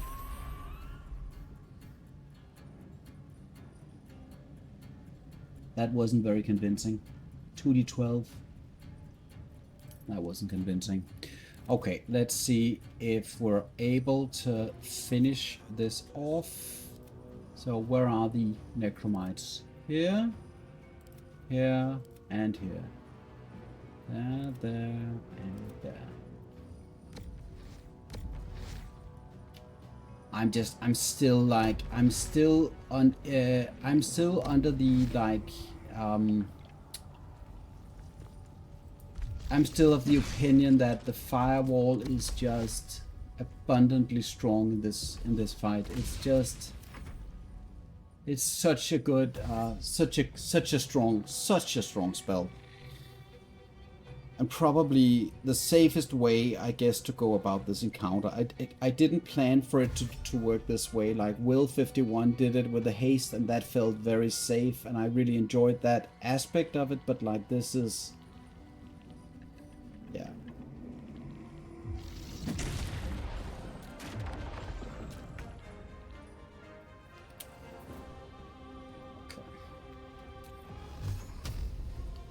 So now the low ground, and I don't know if I just want to basically keep the fight going and controlling necromites instead.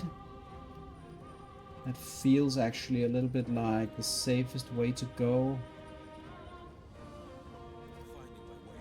Yeah, it does, but it does go out. It does go out. I know it goes out. I've had that happen too a lot of times.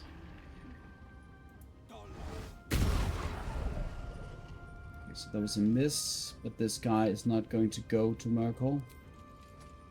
I'm not going to trigger the opportunity attack, I think, at this point from Myrkul. So if I go to a location further up, is that going to change the low-high ground situation? Maybe, maybe not. Probably at this point. Maybe if I can...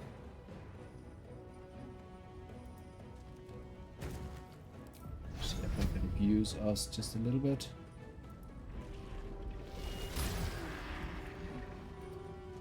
Yeah. So 0 damage from the, what was that? Oh, that was the burning. Oh, so the, okay, so the firewall is not a, oh, the firewall is now affecting, it's not affecting him on his turn because he's not moving. But it's affecting him on my turn. Okay, great.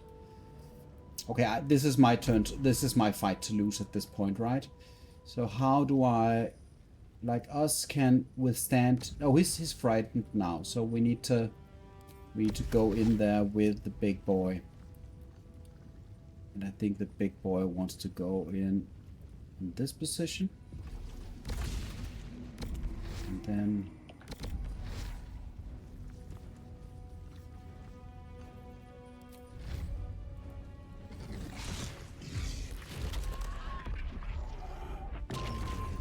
there is the frighten. So I don't know if that's going to make any difference. No, yeah, I don't know.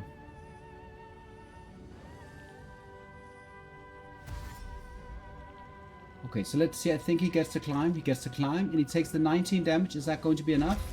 Yes. Okay.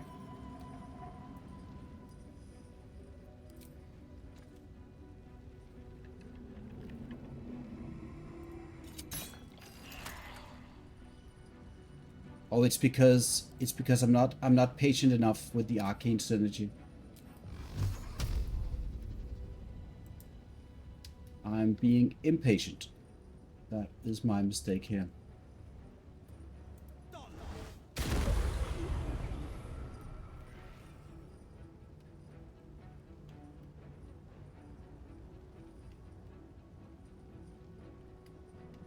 Oh, I forgot to check what I wanted to check, but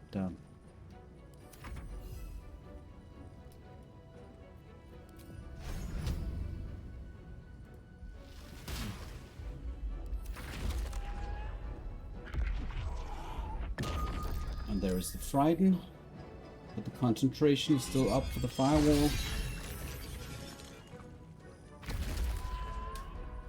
So that's the 2 hit points. So probably, is this guy still frightened? No, he's still in the fight.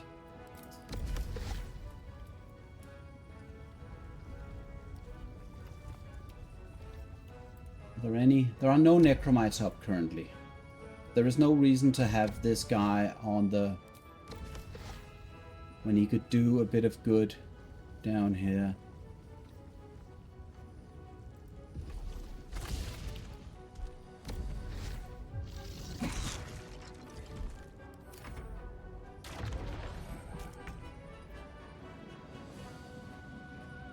So that means that's six Involkers just hanging out here. And, yeah. Okay, lots of Involkers. Myrkul is in a relatively fragile state. And oh, I can't move, so there's that. Okay, that makes it kind of easy. The concentration is still going. So maybe just spending the bonus action to recover the spell slot, I'm guessing.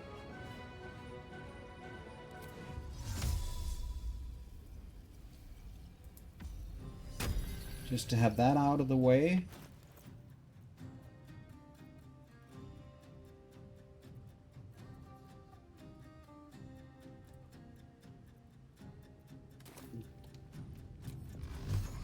Question is, do I want to shoot him and risk anything this turn?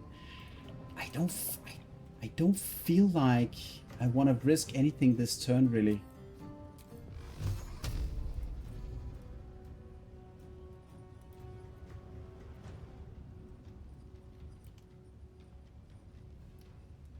I mean, obviously if the firewall wears off, that sucks, but like, let's see if it doesn't last for one more turn.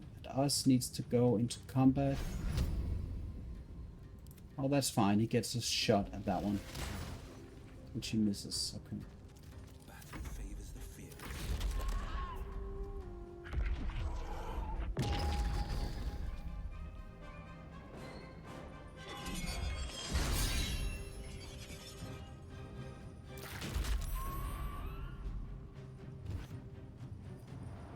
What? Oh yeah, it doesn't. Okay, thank God. Okay, so now the firewall... This was the firewall effect. 23 on a 68. Okay, that's in the low end. So now the question is, do I want to just blast him with all I got? Do I want to go? Do I want to spend... You guys are being a little bit too hasty here, because I mean, the firewall, yes, is it going to stay up? Nobody knows. Nobody knows.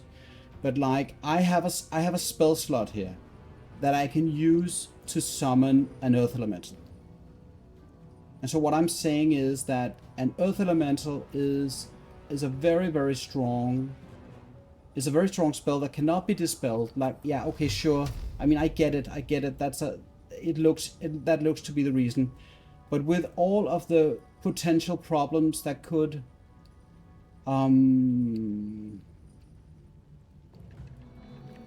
this guy right here is dangerous. Oh, you wanted to have done it last, yeah. Okay. Okay. Got it. Okay, got it. Yeah. I think summoning an earth elemental here is, in my opinion, the safest bet.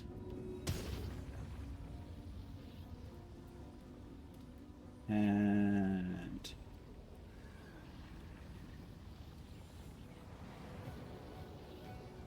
I think summoning him approximately here is the best bet, because then it will potentially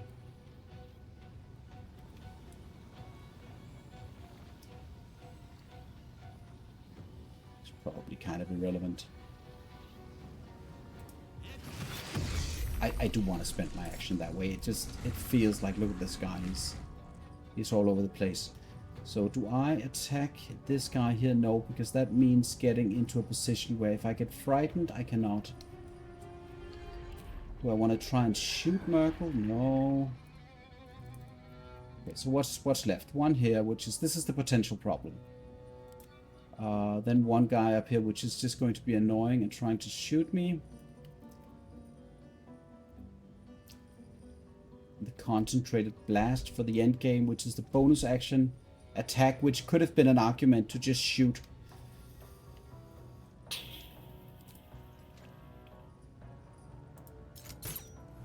What? Oh wait, that's because it's oh yeah, that's the problem.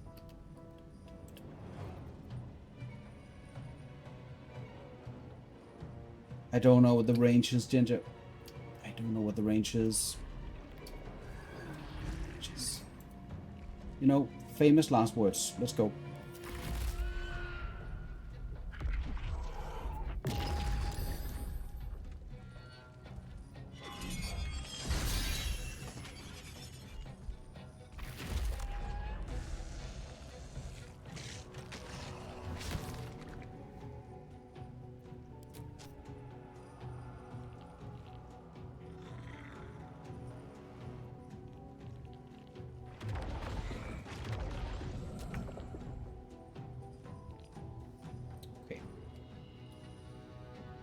So now we will shoot.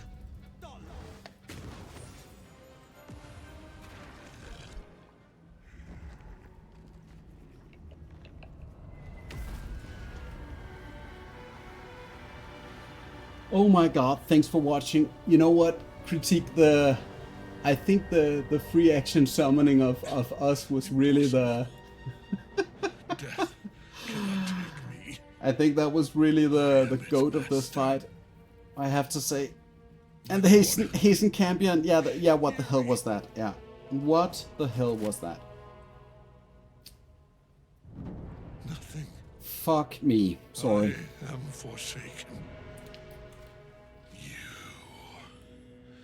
You have no idea what you've done.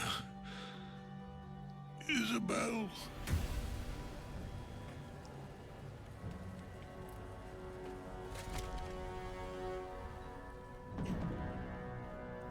So I didn't want to resort to the firewall meta, but the problem was, even if I wanted to do something to change the nature of my horrible mistake in the beginning of the fight, I don't think it would have been better at that point, even given the campion's problems with the skeletal and Vulkir's fire resistance. It was still beneficial that the campion could destroy 2 Invulkers per turn. And I also have to go a little bit back on my expectation that killing Ketheric, not killing Ketheric and pushing him straight into the Myrkul fight is the best course of action. I don't feel like I for sure can like have a good informed opinion on that. I think it's at best it's questionable. It's ambiguous. Yeah, I know. Like normally, you think so? Yeah, probably, but you know, you're probably right. Maybe it would have been better to spend an action to switch to the bow, forgo the bonus action, because that would also mean that now my bonus action, the bonus action from the offhand crossbow is gone, because I switched items. So there's that. But like, you might be right. I think you might be right. If you can guarantee that you're holding concentration with the haste spell, the warlock becomes an unreasonable blasting machine, eldritch blasting machine. But I think, yeah, there is a chance that you might be right, that would have been a better play. But like, I chickened out.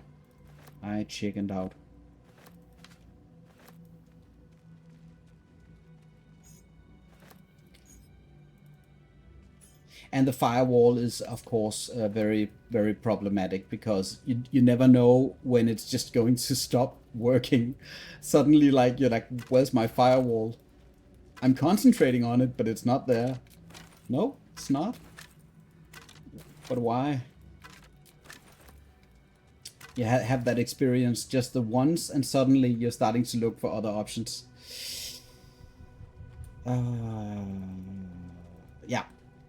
Yeah, I mean, obviously, if you look at the Eldritch Blast, just looking at the numbers, it says 8 to 17, and that's per beam, right? That's the numbers on the spell, but that's not accurate, because you have to add the spell damage from the potent ropes. So at that point, it becomes a maximum of I don't know if I'm not doing the math right, 24. And the average of 15 to 24 is the average of the 1d10, so that's 5.5. So that's approximately 20, maybe 21 points of damage in principle. 21 points of damage for every beam. That's an average of 60 damage-ish per turn. And you don't do that twice. That's if you get to hit with the beams, obviously, that get you to the 120 damage. My problem with the Eldritch Blast, and as a cornerstone of the strategy in this fight, is because of the fact that I effed up. I fucked up royally. So when I went to get the bliss spores from the Myconid colony, I decided to have the brilliant idea to murder hobo them first, which under normal circumstances is not a problem. But it is a problem if you already told Glut that you want to change monarchs, that you want Glut instead of Spore in the Myconid colony as the supreme matriarch, because then the killing of the Myconids is considered is considered to be you taking sides in the rivalry. Whereas if you kill the Myconids before agreeing to help Glut out, nobody knows, and it's just plants dying. Nobody cares about dying plants in general. They care about politics. So I made that mistake, and then now the bliss spores were unavailable to me. And it matters. It does matter. I could see on the hit attack rolls that the attack rolls were worse. They were not as good, and that did influence my my faith in the Eldritch blasting strategy.